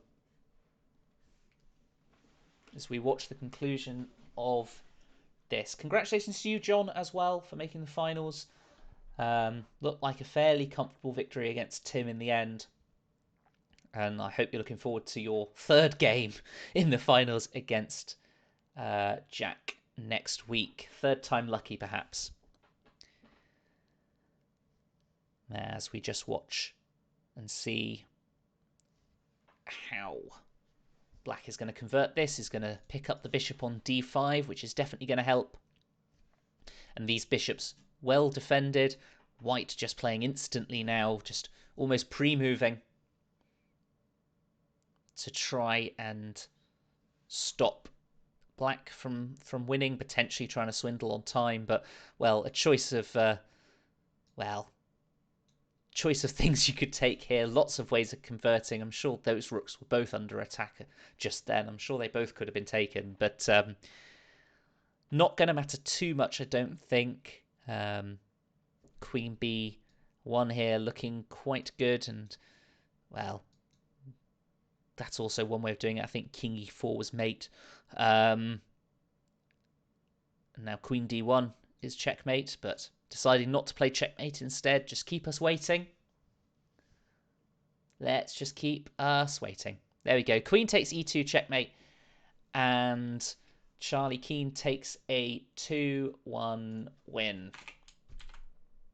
So John really could have taken that game, was ahead in that game and exchange up. Was looking very good to take that, but Charlie managed to swing that back with that combination to win the queen. And Charlie now takes a 2-1 lead. And now it's a must-win scenario for John. As we can take a little bit of a breather. We will see when they play their fourth and final game, or potentially their final game. Of course, if John wins, then we'll be going to tie breaks, and they'll have 2 more 5+2 games. As we see what happens. I'm not winning, Will or Funky Toaster in the chat. We are currently watching the semi-finals of the Devon Winter Grand Prix. We've had 3 matches complete already. We're waiting for the final match to conclude. 2-1 finally poised. But currently, I can sit back and relax because there are no games going on.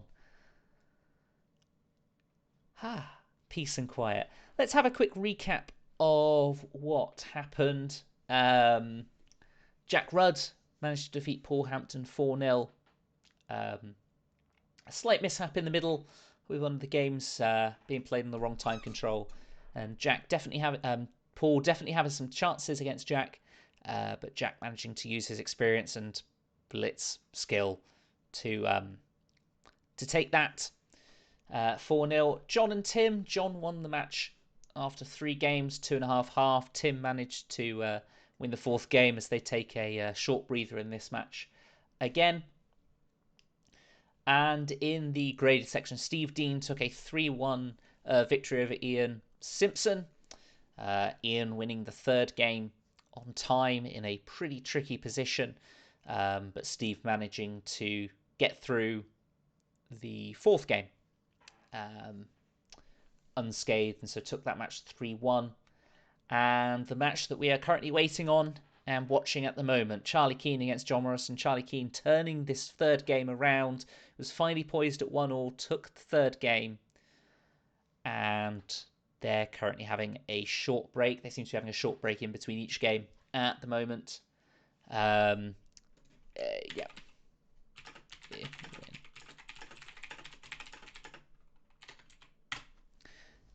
So if it's been a long evening already. If Charlie Keane draws or wins the game, he will go through to the final and face Steve Dean and be an all-Seaton final.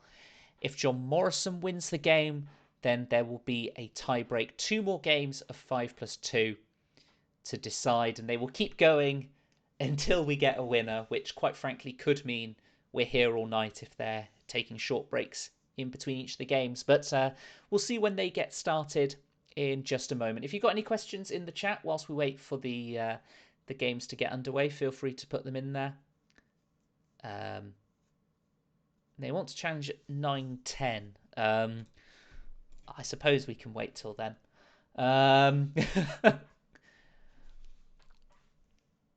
I will just have a quick check and see if I've got any emails or anything related to this, because I know sometimes people email me during the streams. So let's have a look and see.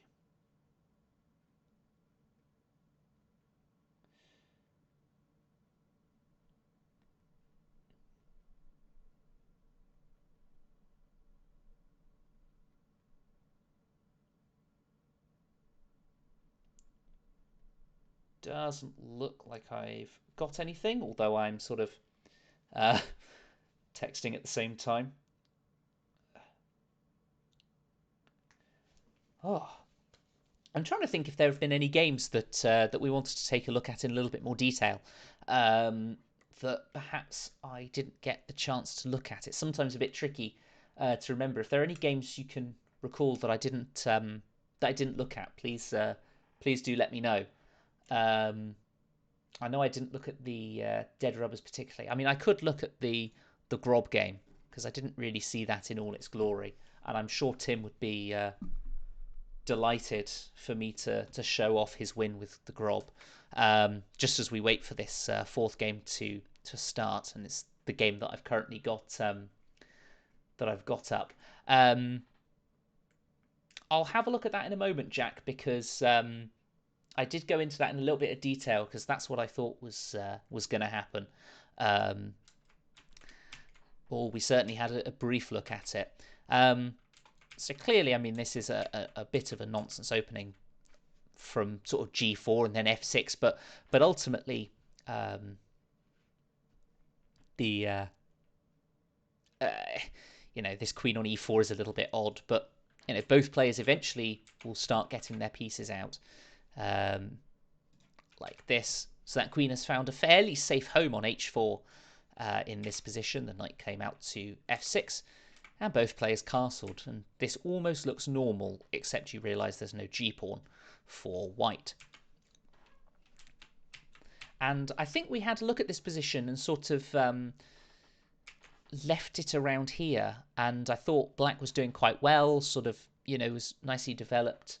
Yeah, I thought you were doing quite well in this as well, John. And then, this knight looking there, I was slightly wondering whether you could almost just play knight h4, knight h5 in this position and just attack this knight. I suppose, where's it going to move away? To e1, perhaps?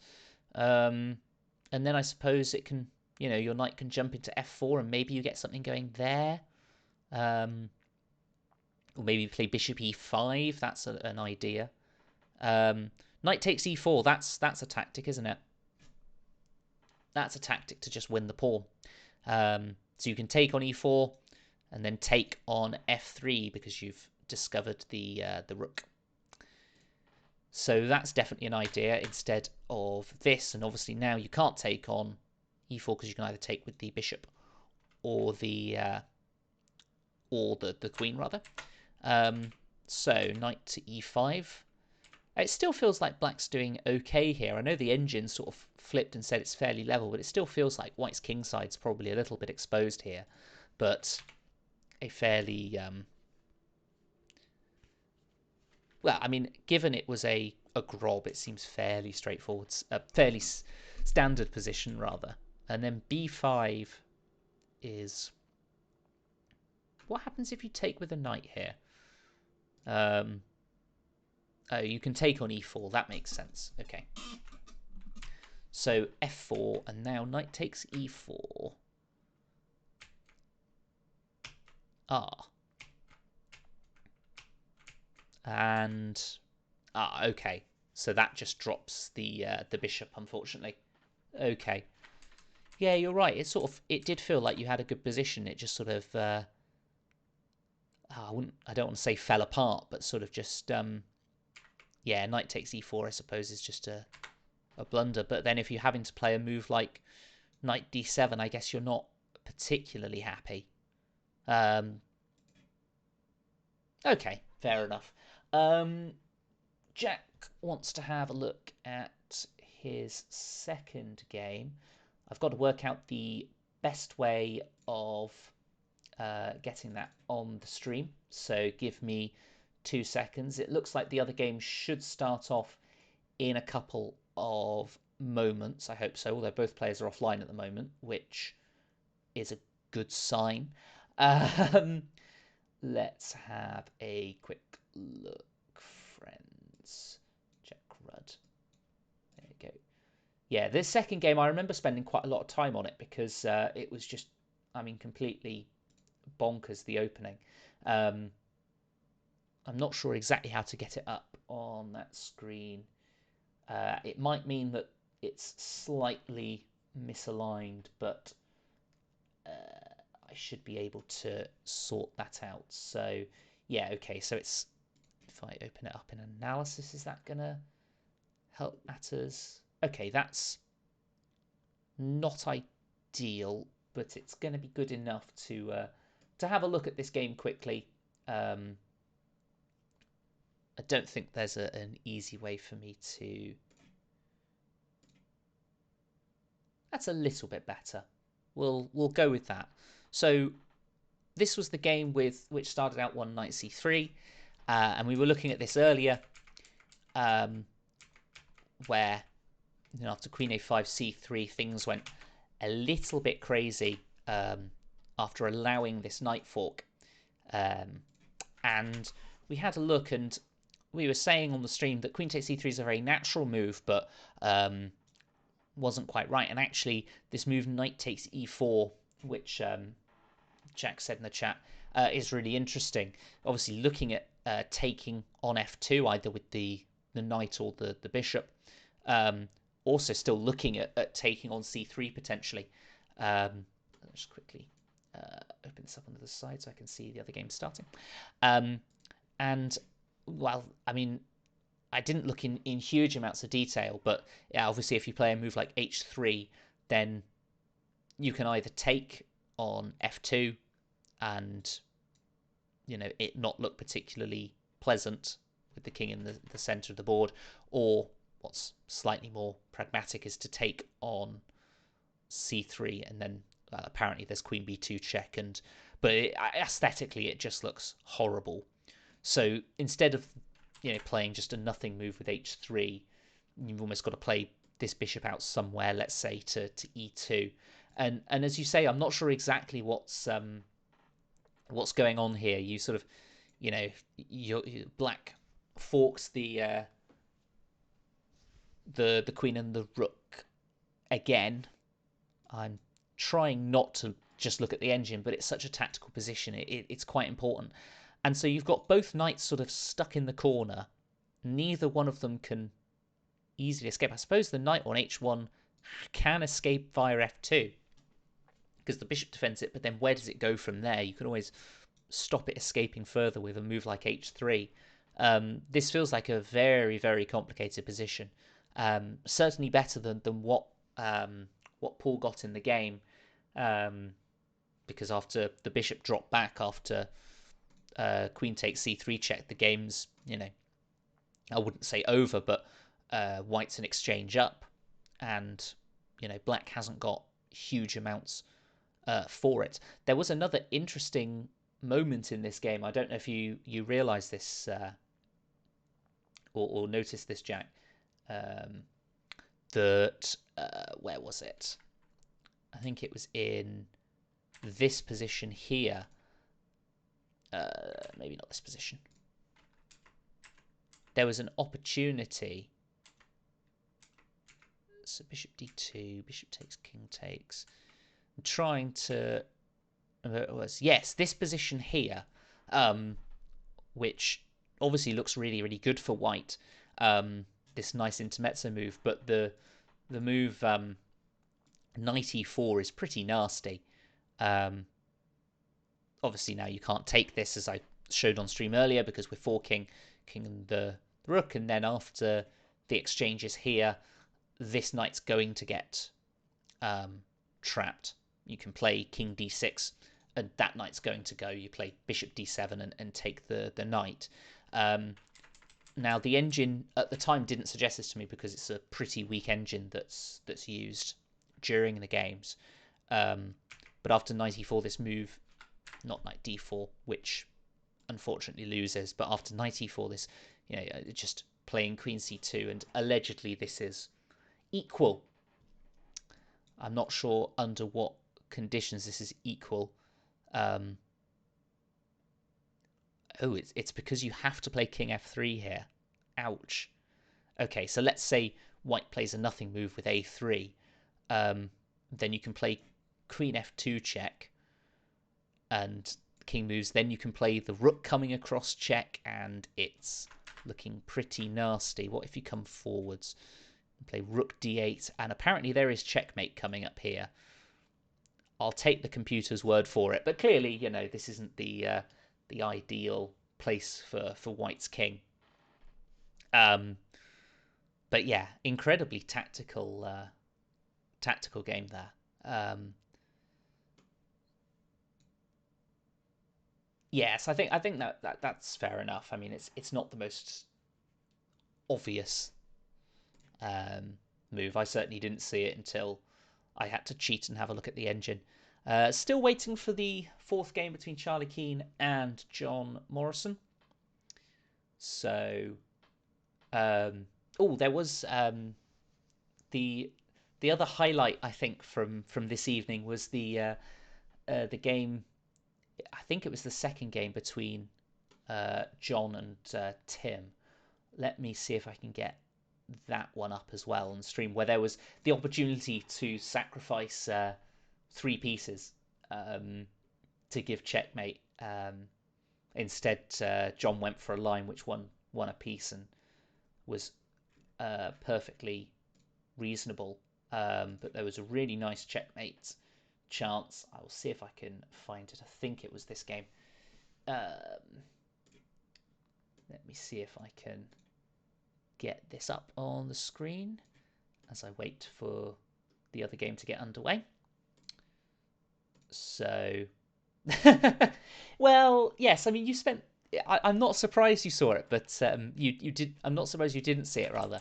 But you sort of got close to it. I thought at one point you were going to get there and see it. So here it was. After knight takes d5, king takes d6.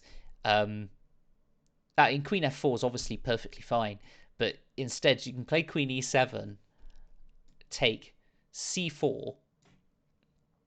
And it's disappointing the engine saying you can just go king e5. That's such a spoil sport move. Well, let's look at the fun move.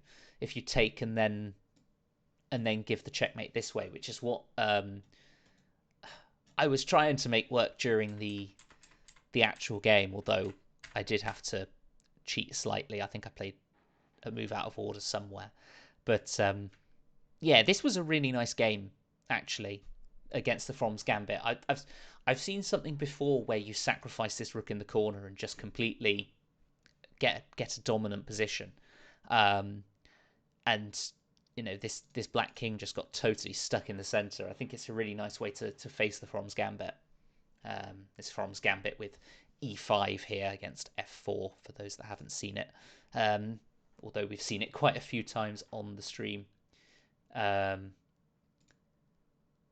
Does look like we're still waiting for the other game to get underway, which is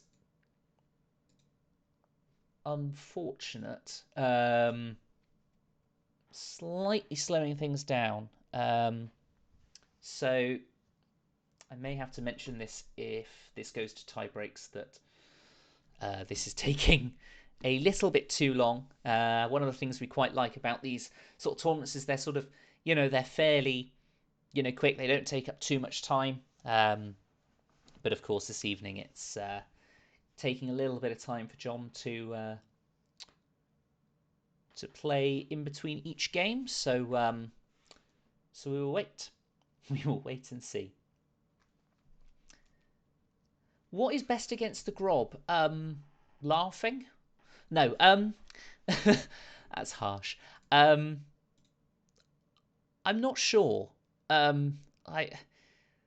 Openings are really not my forte. I mean, just playing against it, I think, is probably right. I think that the main moves against it are meant to be something like d5, and then I think they go bishop g2 and allow you to take. I mean, Jack probably knows this better than I do, probably having to face Mike Bassman, who is an international master who has played the Grob and very offbeat openings all his life. I'm not entirely sure what to do. I could have a look, but if they don't go bishop g2 and they instead just defend with h3 and they play this, you're just going to gain control of the center. And I think that's just one of the main things, is just keep control of the center, play fairly solidly, because if they're playing the Grob, they're going to know it to some degree. And so just stick to basic opening principles. That's sort of one of my rules, really. If I'm facing something I don't know, is just develop your pieces normally. And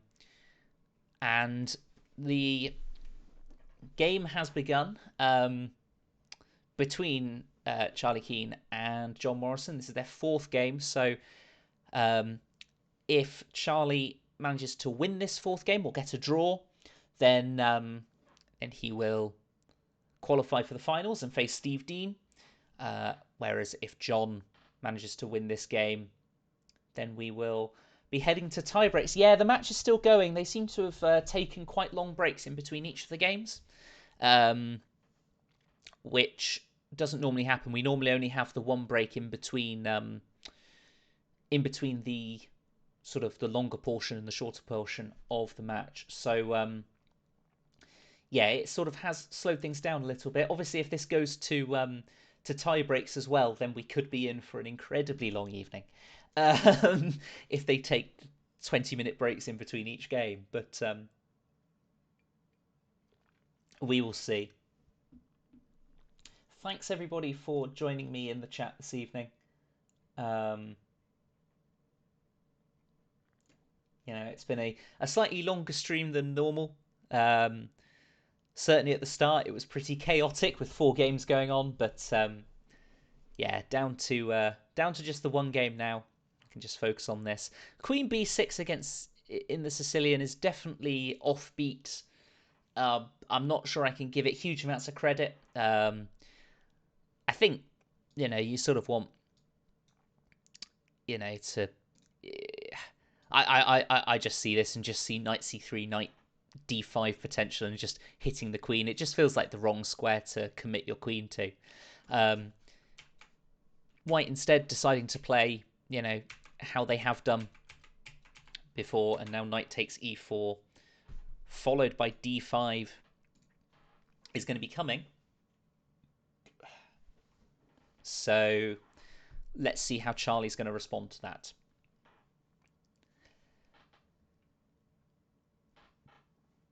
Okay. So now this knight must be taken, will be recaptured. And so we've got level material. White pretty nicely developed. This bishop will probably drop back to c2 or d3. Not sure which. But white has the isolated queen's pawn. So this is quite a common type of position. Sorry, my camera seems to keep tilting up slightly throughout. So this is quite a common thing that happens in chess, that you get an isolated queen's pawn. So for those that don't know in the chat, the isolated pawn is when there's a pawn that can't be defended by one of its own pawns, and this is one of them, and this is the queen's pawn because it starts on the queen's file. So this is sort of a pro and a con, the isolated queen's pawn. Quite often it allows your pieces to sort of maneuver around it, and you can use the c file and the e file to attack. But the downside to it is it's a weakness because it can't be defended by another pawn, so it can sometimes be attacked if black can stop any attack coming. And well, this is looking like quite a pleasant position for black here. If this pawn's taken, then the pawn is going to be taken on e3. And then the e5 pawn is going to be taken as well. So John taking an early lead in this game, looking like it's going to be 2 pawns up. But of course, black's king is stuck in the center. There is some compensation here for these 2 pawns. This king is stuck in the center. It can't castle because then the queen would take the bishop. So black's got a couple of difficulties to sort out. I think this, it's fairly, straightforward to do that. Playing queen f6 followed by queen e7 here seems reasonable, or playing the bishop to c6 after moving the queen. Queen's under attack at the moment. It feels like black should have enough to move a queen b5. Also a good move, defends the bishop. Now queen d6, nice move, I think, trying to stop the king from castling. I think this can be easily parried though with queen c6. Thanks for the support, guys, in chat. Queen c6 here, looking to trade the queens, try and move that queen away. Now white's got a decision to make here. Do you play something like queen a3 and keep the king from castling, or queen e5 and queen g3, attack the g7 square and try and play some sort of rook lift? But 2 pawns down, and it's not yeah, it's not immediately obvious that there's much compensation here. Okay, this bishop isn't in the game yet, but it's fairly easy to get that into the game, I would say. You can play a move here as black, like queen c7 and bishop c6. This bishop just wants to sit on c6, I think. Or queen c5 is probably a better move, actually, to play queen c6, bishop c6, rather. Um, Feels like John's just a little bit concerned of perhaps a sacrifice on e6 if he does something like that, so has decided to do that. And here, well, John can make a decision here. Probably the best move is to take the rook and get 2 rooks for the queen. I actually would probably take the same approach that John's done and just say I'm 2 pawns up, and I don't want to particularly complicate things by having, this material imbalance. However, bishop c4 isn't going to get the job done because that can just be taken by the rook here. And it does look like we're going to be going to deciders. Maybe I should be careful what I wish for, because this match does look like it's going to be heading to tie breaks. And, well, it's a good thing I don't have to be awake for anything tomorrow evening, or tomorrow morning, rather, because we could be here for quite a while if John can convert this position, which is looking likely a bishop and 2 pawns up. We'll have to see what they do, but this does look like just a matter of technique here for John here. John Morrison, I suppose the one thing you could potentially see is some sort of back rank checkmate. If you imagine this rook disappeared off the board, you could play rook to d8 checkmate. But, well, I think that might be a little bit unlikely. I think, John, with the black pieces, got plenty of time and plenty of material and resources to defend against this. And, well, John's deciding to just go for an attack himself, put the rook on a good square of c2, bring the queen to e2, and well, I mean, it's attacking the g2 square again anyway. So you may not even need to bring the queen into to e2. Of course, the queen defends there anyway. So it does look like this match is going to go to 2-all. And heading into tie breaks. Plenty of time on the clocks. Just have to watch and see how John wants to go about solving. Well, I was about to say solving his problems, but it doesn't seem to be any problems to solve. It's just extra material. Probably got the better position as well.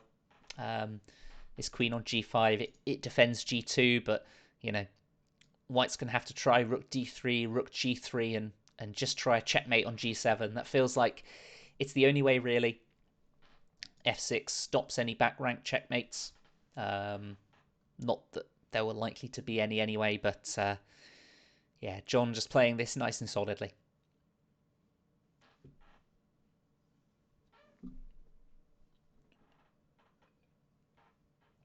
But we will be back next Friday at 7:30 GMT. I assume it's still GMT. I think it is. I don't think British summertime starts. Next Friday for the finals of the Winter Grand Prix. I'll be here, and we'll also have losing semi-finalist Tim Paulden, who will be joining as John decides to trade off pretty much all the material. And I think it's fair to say that rook and 6 pawns versus rook and 1 pawn, I think it might be quite good for the 6 pawns here. And, well, I think this should be a fairly comfortable conversion. Interesting that you just decided to give up the b pawn there. Not sure it's going to make huge amounts of difference, but John deciding just to go with these pawns, which I think is a very reasonable method. You don't need all 5 of your extra pawns to promote. You only need 1, really, to get going. And again, this is quite a nice way because now you can't stop the exchange of rooks, and the king and pawn endgame is pretty trivial. This pawn just runs. There's no way to stop it. Even if the king was able to come all the way over, then the f pawn would run. So a nice and simple conversion, and that has taken it to 2-2. So we have got the first tie breaks in the Grand Prix history. So I will just let the players know, just in case they're not aware, that we are heading to tie breaks.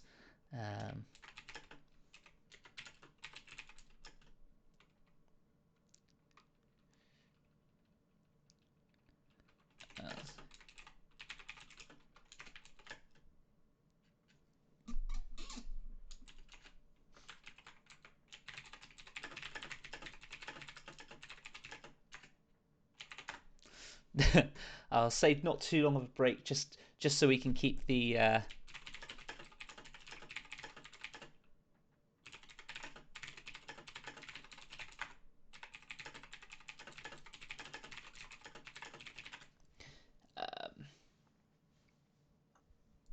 right. So we have a tie break. The first time, so we have finished 2-2. So now the players will be playing 2 more games of 5+2. Um, uh,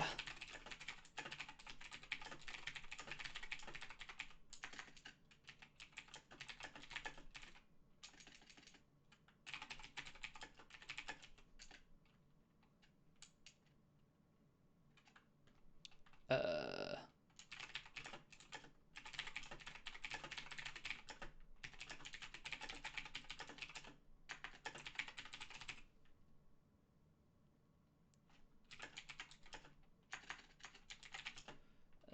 the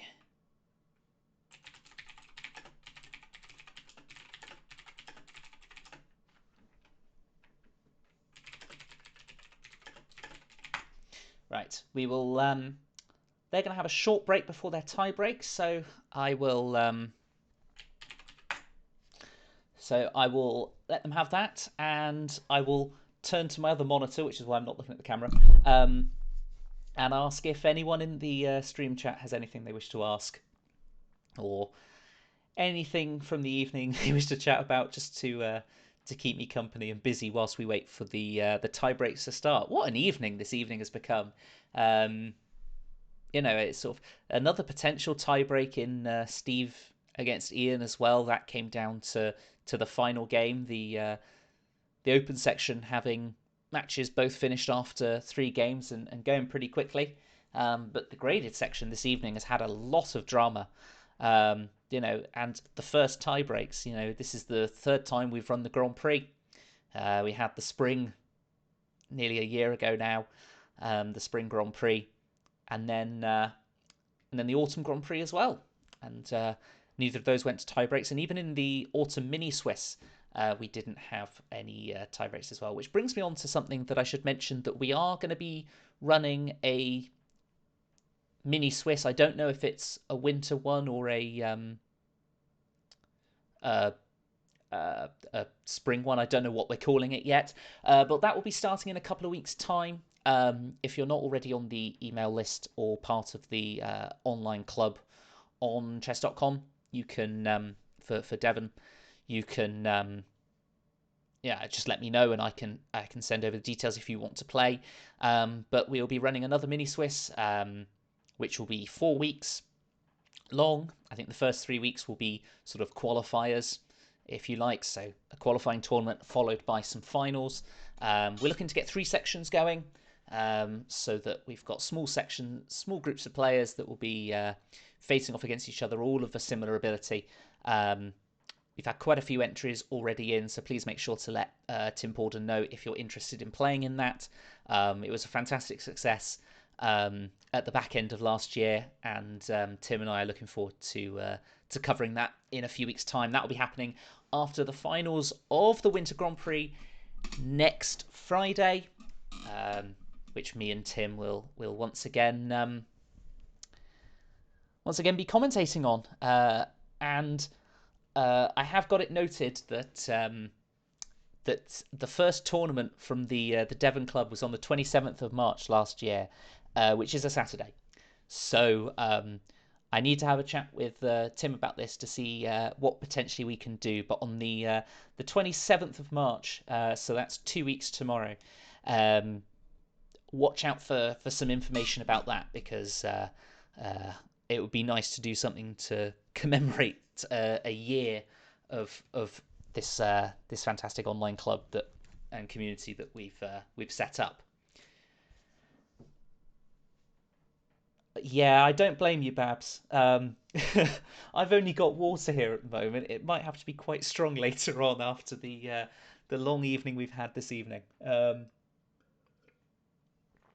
Oh, but we've had some really interesting games this evening. I mean, certainly in the open section, the tactics have been completely flying, and some incredibly complicated games.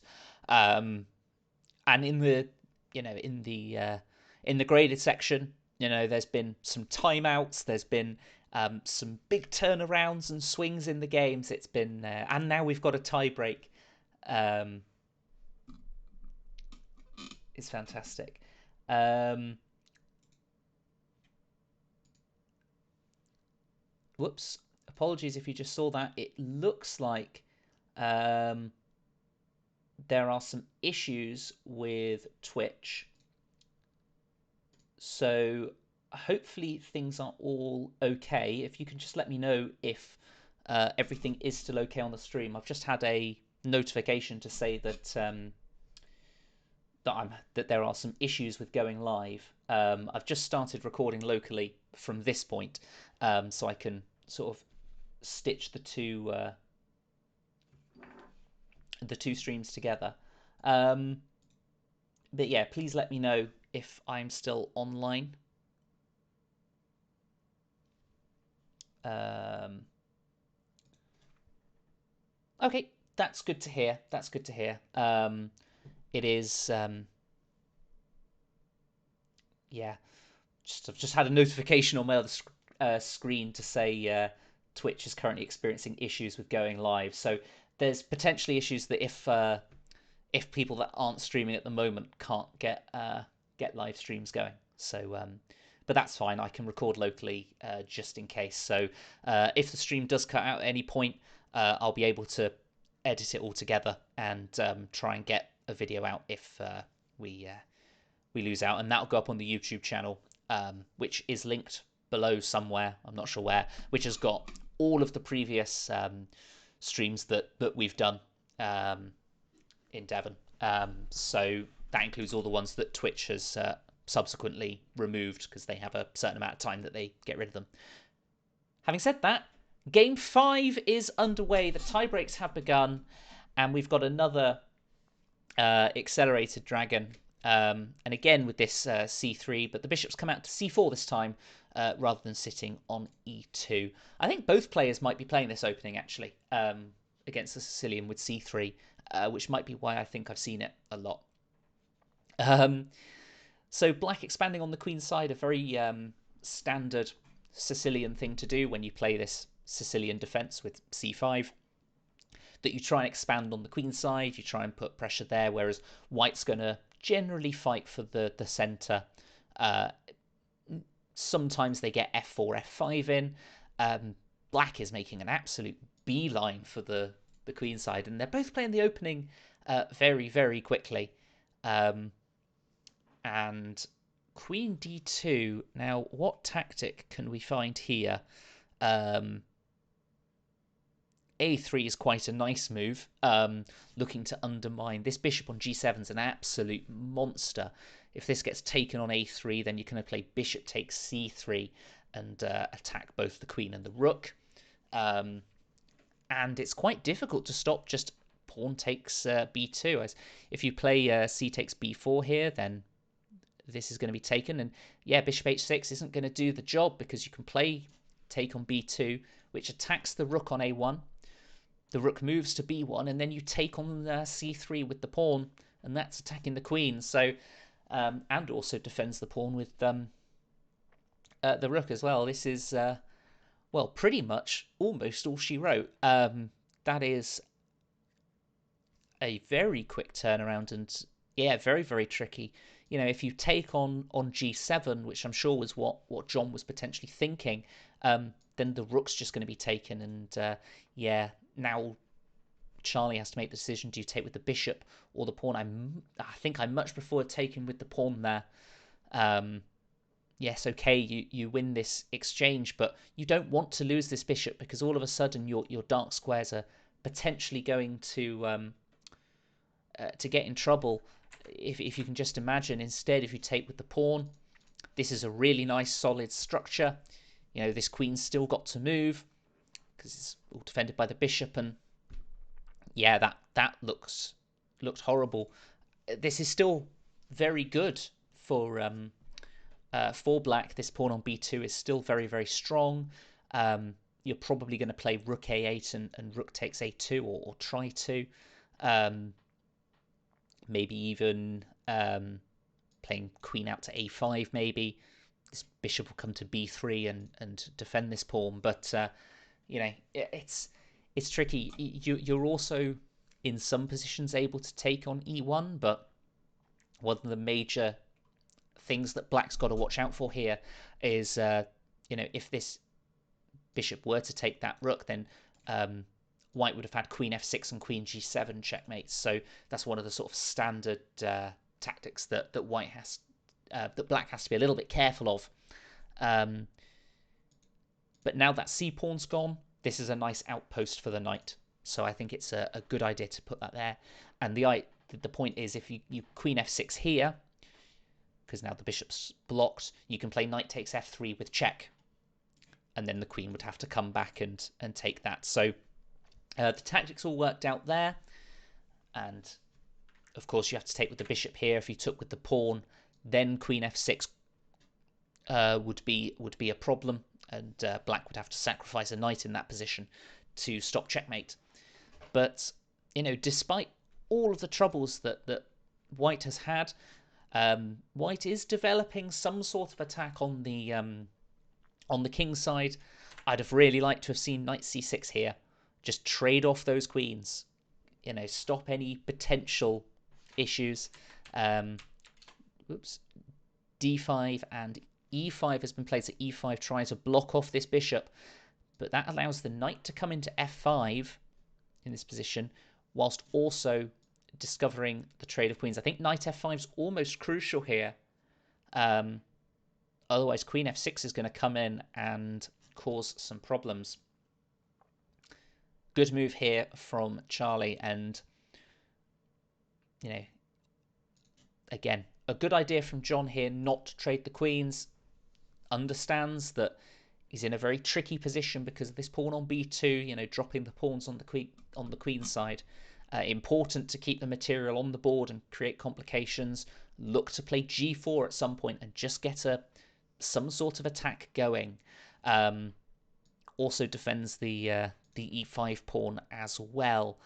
Queen h4 here is looking quite good. You could have also taken on h6.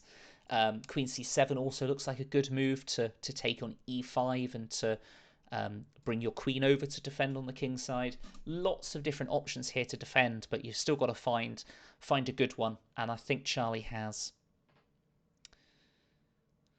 Obviously got to watch out here. Bishop takes e5, attacking the queen, so not worrying about the rook straight away. Good move here, good intermediate move. Queen's going to move away. Now we can deal with this with bishop d7, perhaps.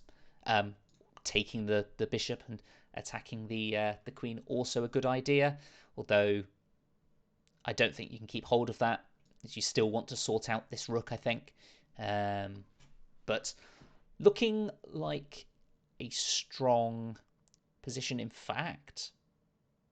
Well, very interesting way of playing this from Charlie, just ignoring it and just giving up the rook and the knight to just get these pawns rolling. It's probably still good. It's certainly not the way I'd have played it, but yeah, these pawns are absolute monsters.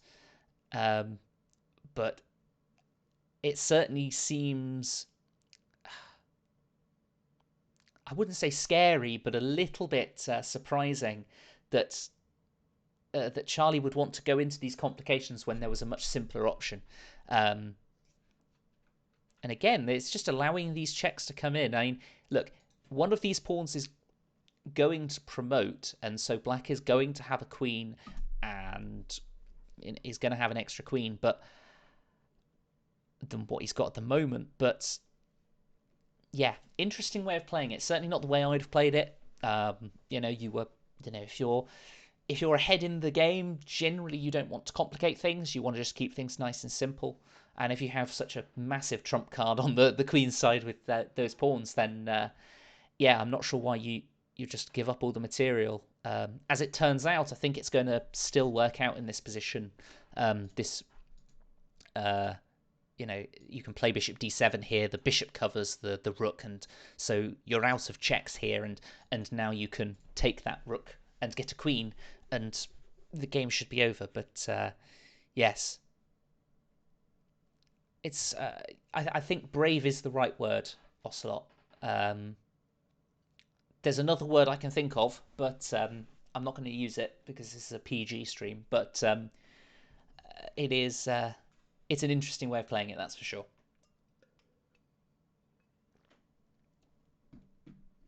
John now, 50 seconds. Trying to figure out if there's any way to use the queen and the knight to get at this king, but the king is just defended it well enough with these two bishops and the rook. Just guards all the squares. And these two pawns are going to get an extra queen, and that will be curtains, I think. And that will put John in another must-win situation. But we've seen it before. John 2-1 down, was able to win that fourth game, take it to a decider, take it to these tie breaks, but looks like he's going to have to do it again and come back and try and get to another set of tie breaks, which I think last week I was hoping for, and now we're here. Well, my voice is drying up a little bit, and it's nearly 10 o'clock, and well, as much as this match has been incredible, given it's gone to tie breaks, I would quite like it to end at some point. I quite like to go to sleep.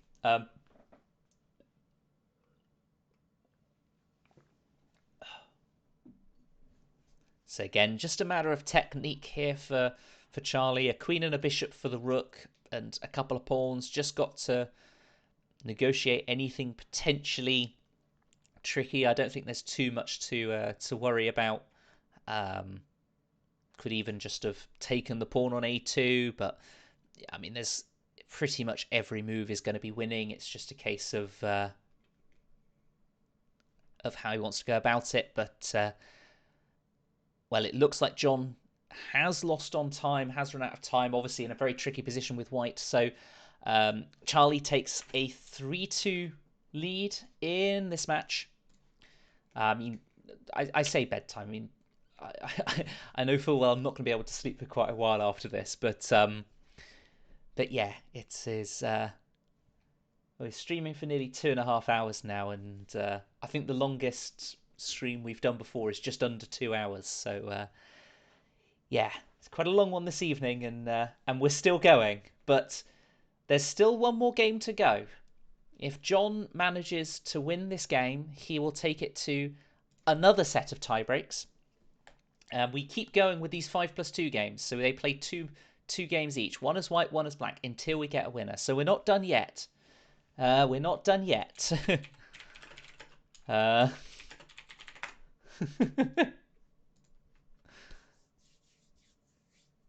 playing two sets. It's games of two. It's long tie breaks, these. If this goes on more than like a couple of sets, we may have to rethink this for next season and just put an Armageddon in somewhere.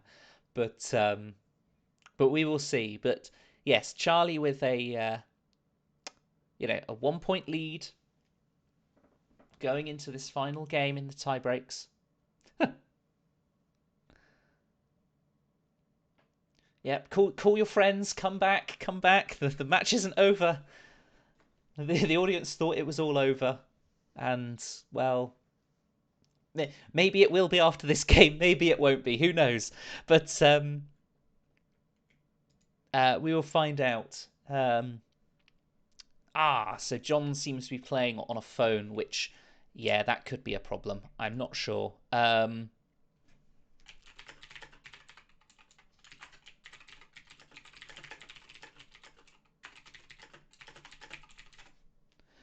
So, yes, thanks for sticking with us.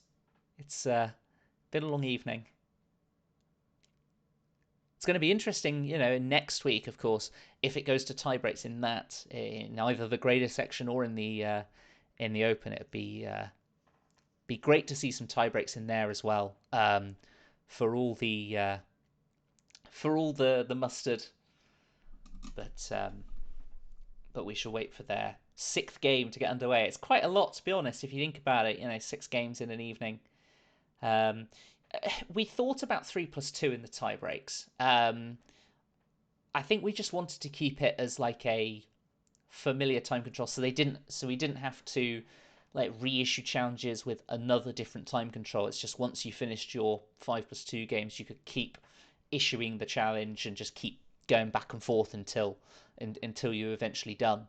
I think is the reason we kept it that way. I remember having this chat with Tim, 10 months ago, thinking, oh, well, it might happen, but, well, it's only gonna, be not too wrong. Yeah, I mean, yeah, I think it's fair enough. I think in tournaments, I think it's almost easier to play more games, whereas if you're playing in a match, if you're facing the same opponent and, it's the same openings and you're trying to sort of outwit your opponent, if you're sort of thinking on that level, I think it can be quite tricky to keep your focus all the way through. Obviously, the Friday night tournaments we run of 7 rounds, and that's pretty fast paced at this 5+2 time control. But yeah, just gonna check the performance of everything at the moment because it's still telling me Twitch is having trouble. But it looks like that's gone away now, which is good. Other matches going. Well, I'll let them know. So let's recap for the stream as well whilst I tell Charlie how's going. So Jack Rudd defeated Paul Hampton 4-0 earlier on. John Underwood defeated Tim Paulden 2.5, 1.5, and Steve Dean beat. It's hard to type and talk at the same time. Steve Dean beat Ian Simpson 3-1 earlier on as well. So this is the last match, Charlie. You are our sole focus, and Charlie passes on his congratulations to John and Steve. Fellow Seaton players. Seaton having a great showing in these semi-finals. Exeter not going so well at the moment. Tim and Ian both falling in the semi-finals, and John in a must-win situation going into their 6th game. And Jack Rudd, member of Barnstable Chess Club, making it through to the finals as well, being the sole non-Seaton Exeter player. As we just wait for them to have another little short break in between this 5th and 6th game, and it looks like the game is about to get underway. The second game of tie breaks. Will it be the last game of this match? Will we get another 2 5+2 games? I'm not biased, but let's find out. And we have another Sicilian, and well, let's see what John decides to play this time. He's played Queen B6 before. The game has been aborted by the server. Whoops. Looks like there's some technical issues at the moment. Both players look like they're online, so hopefully we'll be able to sort that out.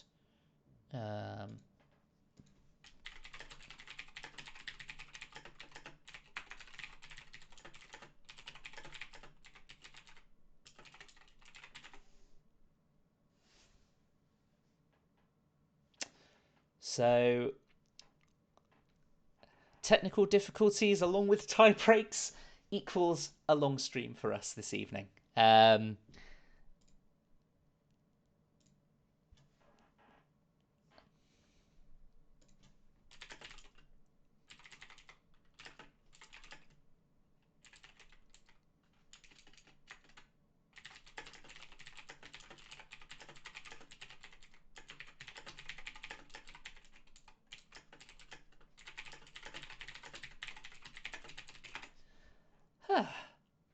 Hopefully they'll be able to sort this out. It's definitely a little bit trickier, I think, on a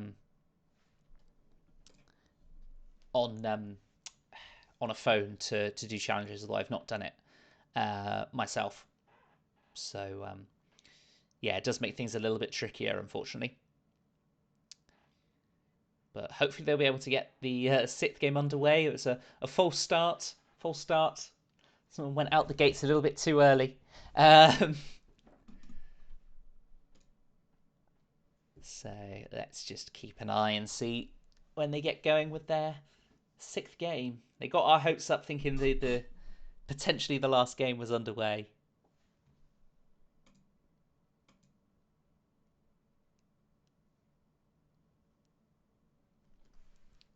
And then we'll have to find out.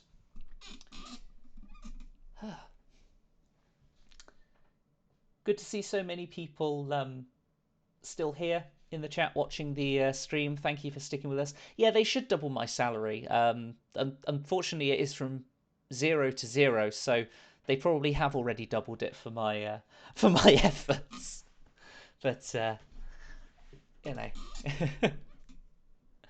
there we are. But no, good to see so many people here. Quite a few people from the Devon Chess Club. I can see a few people that I know outside of chess as well tuning in. Thank you for coming along and watching.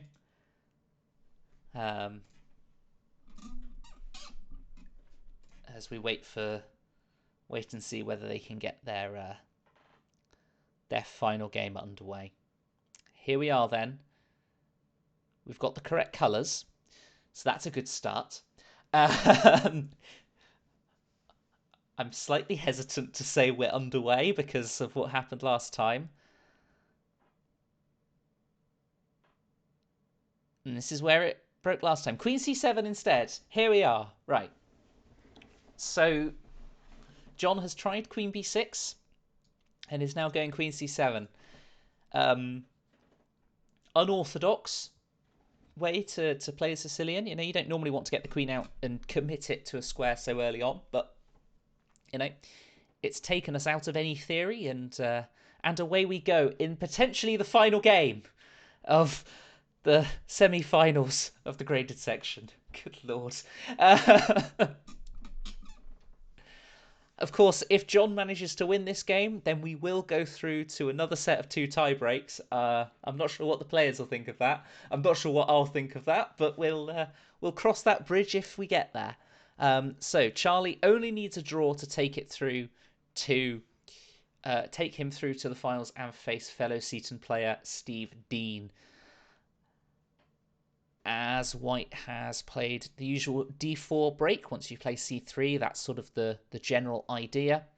And it feels like Black's development is a little bit stuck at the moment, but I suppose the big question is, where's White going to develop as well?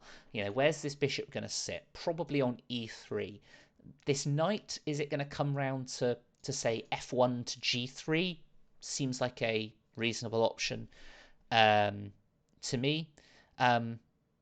And then there's a question of, well, what do we do with the centre here? Do we push on with d5? Do we just leave the pawn on d4, which I think is the correct option at the moment? Or, of course, we can take on e5 as well. Castling queenside, that seems like a slight strategical error there. It feels like with the black queenside pawn so far advanced, it's actually quite easy for white to open up lines against this. And once you've got kings that have castled on opposite sides of the board, generally we want to be attacking the opposing king. Generally, it's going to be a race between who can attack each other's king the quickest. And black hasn't really got an attack going on the king side at the moment. Moves like g5, h5 sort of need to be played, but black's still got to develop this bishop and get their pieces going. Whereas white's already got their rook on the queen side.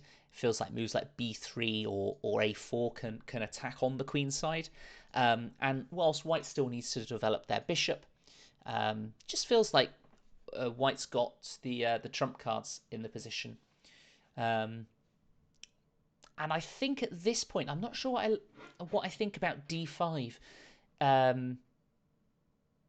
It feels like it might be quite a good move, because you want to just shore up the center of the wall to make sure black doesn't get any counter chances at the center.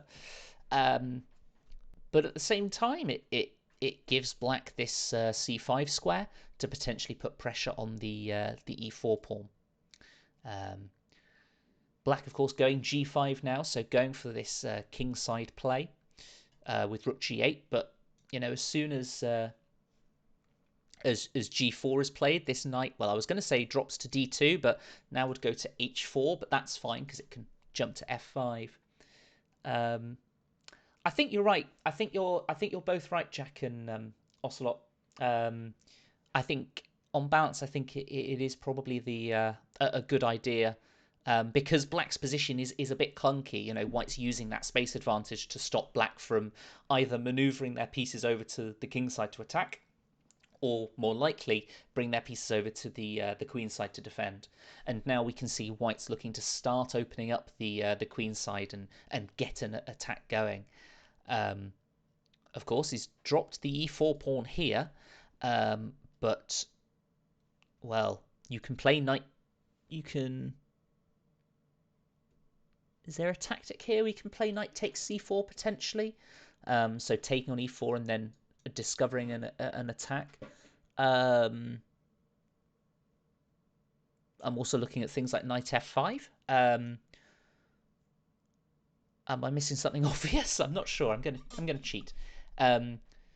So white is doing well, and well, by the looks of it, it's just positionally doing well. It doesn't look like there is any tactic at all. I did see knight takes c4 mentioned in one of the lines, but yeah, it looks like the engine's just saying something like rook b1 and just say to black, your king is on the wrong side of the board here. Knight takes c4 is obviously a tempting option here. Well,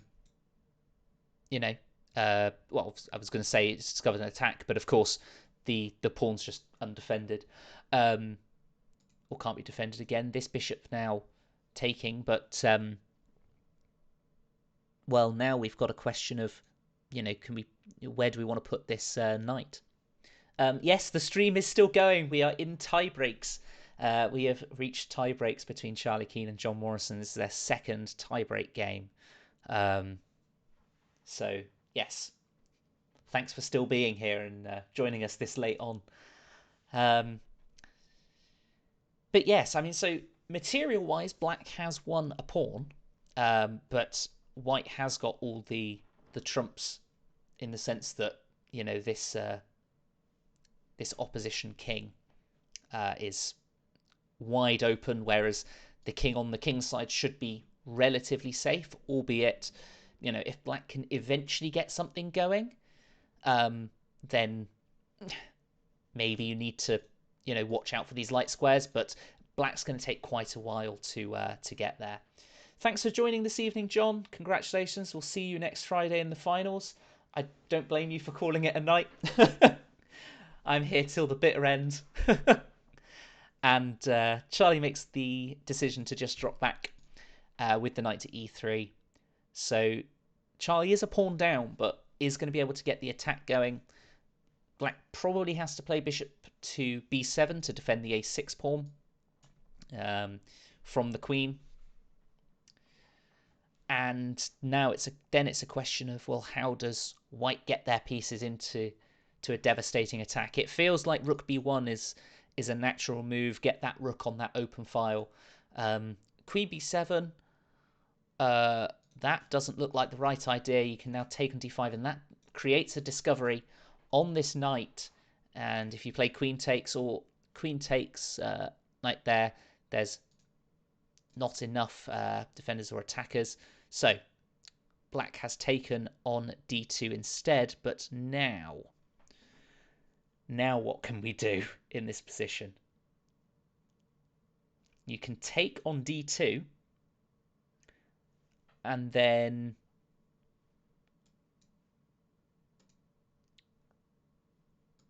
so you can take on d2, bishop f5 check. What does that achieve? Bishop f5 check, king b8. Am I missing something obvious? I probably am. Oh, of course. You can play bishop f5 check, and then when the king goes to b8, you can then play rook b1. Of course. And that's with the king on b8, skewers the king, and the queen pins the queen to the king. So there we are. It's been a long evening. Knight takes d2 instead, and now there's the issue that, well, that Jack's just pointed out, is that if you play knight takes d5, you've still got this bishop f5 check idea, I think. And so if the king comes to c2, oh, you can go bishop e4 as well, threatening queen c4 check. That's another idea. I think bishop f5, and then after king c7, playing queen c4 also does well. But bishop e4 also piles on the pressure, and it's looking ominous. Does look ominous.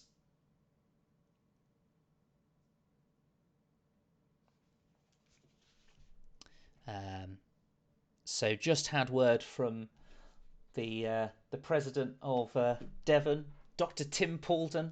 He won't be getting as nice an introduction next week on commentary, that's for sure. But if this game does go the way of John, which, at the moment isn't looking too likely, we will offer the players the potential to play that match, play the remainder of their tiebreaks at a later date. But of course, if Charlie can convert this position, it's looking very, very good. Then of course we will.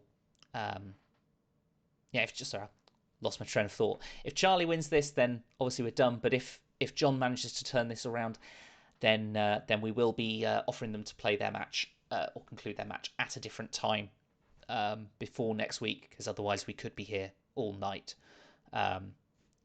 And we'll try and record that or do something, but we'll see if that happens as we watch the conclusion of this. So Charlie is a piece up.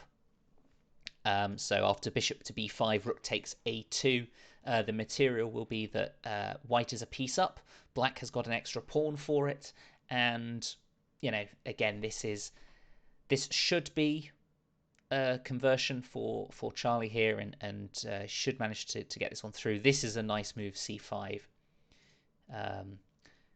And now bishop c4 is going to fork the two rooks. Taking on d6 first is fine, and then bishop c4, forking a2 and g8, and that's looking pretty tricky. That's a whole rook, and I think we could be seeing the conclusion of this match, a mammoth match. Remember, this started at 7:30 this evening, so getting on for 3 hours, or 2 3/4 hours at least.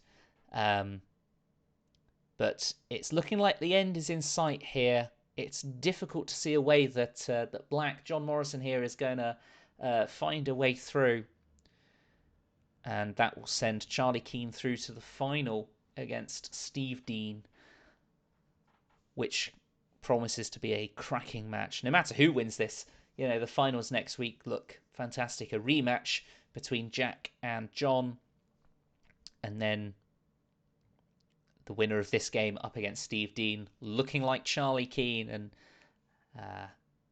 Yeah, survival of the fittest. It's a tough game. It's a tough game. It's been a long fight. John's fought back several times in this match.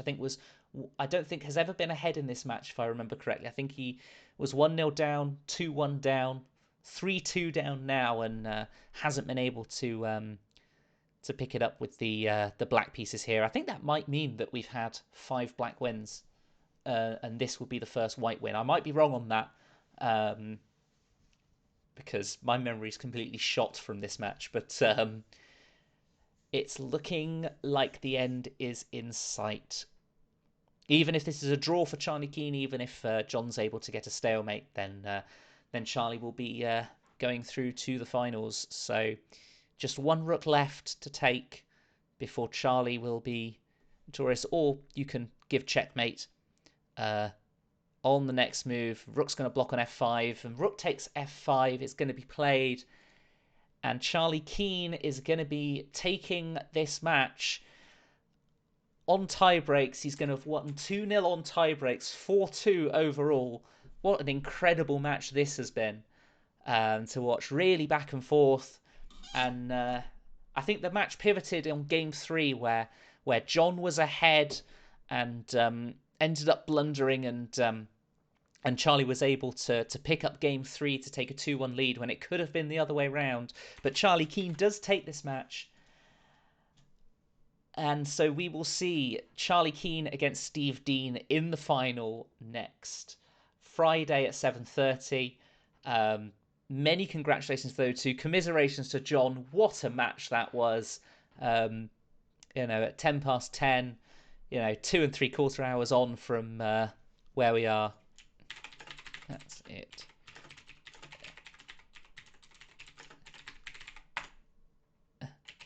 And commiserations, as I say, to John. What a match that was. And so that's going to conclude this evening's semi-finals. Let's see if the finals next week are as dramatic. So join us at 7:30 next Friday, where we'll have Jack Rudd against Paul Hampton. No, that's this evening. Oh dear. We'll have Jack Rudd against John Underwood, Charlie Keane against Steve Dean, an all-Seaton battle there. And I hope to see you all next Friday. Thanks for joining me. Thanks for keeping me company for the last nearly 3 hours. I'm going to go have a lie down.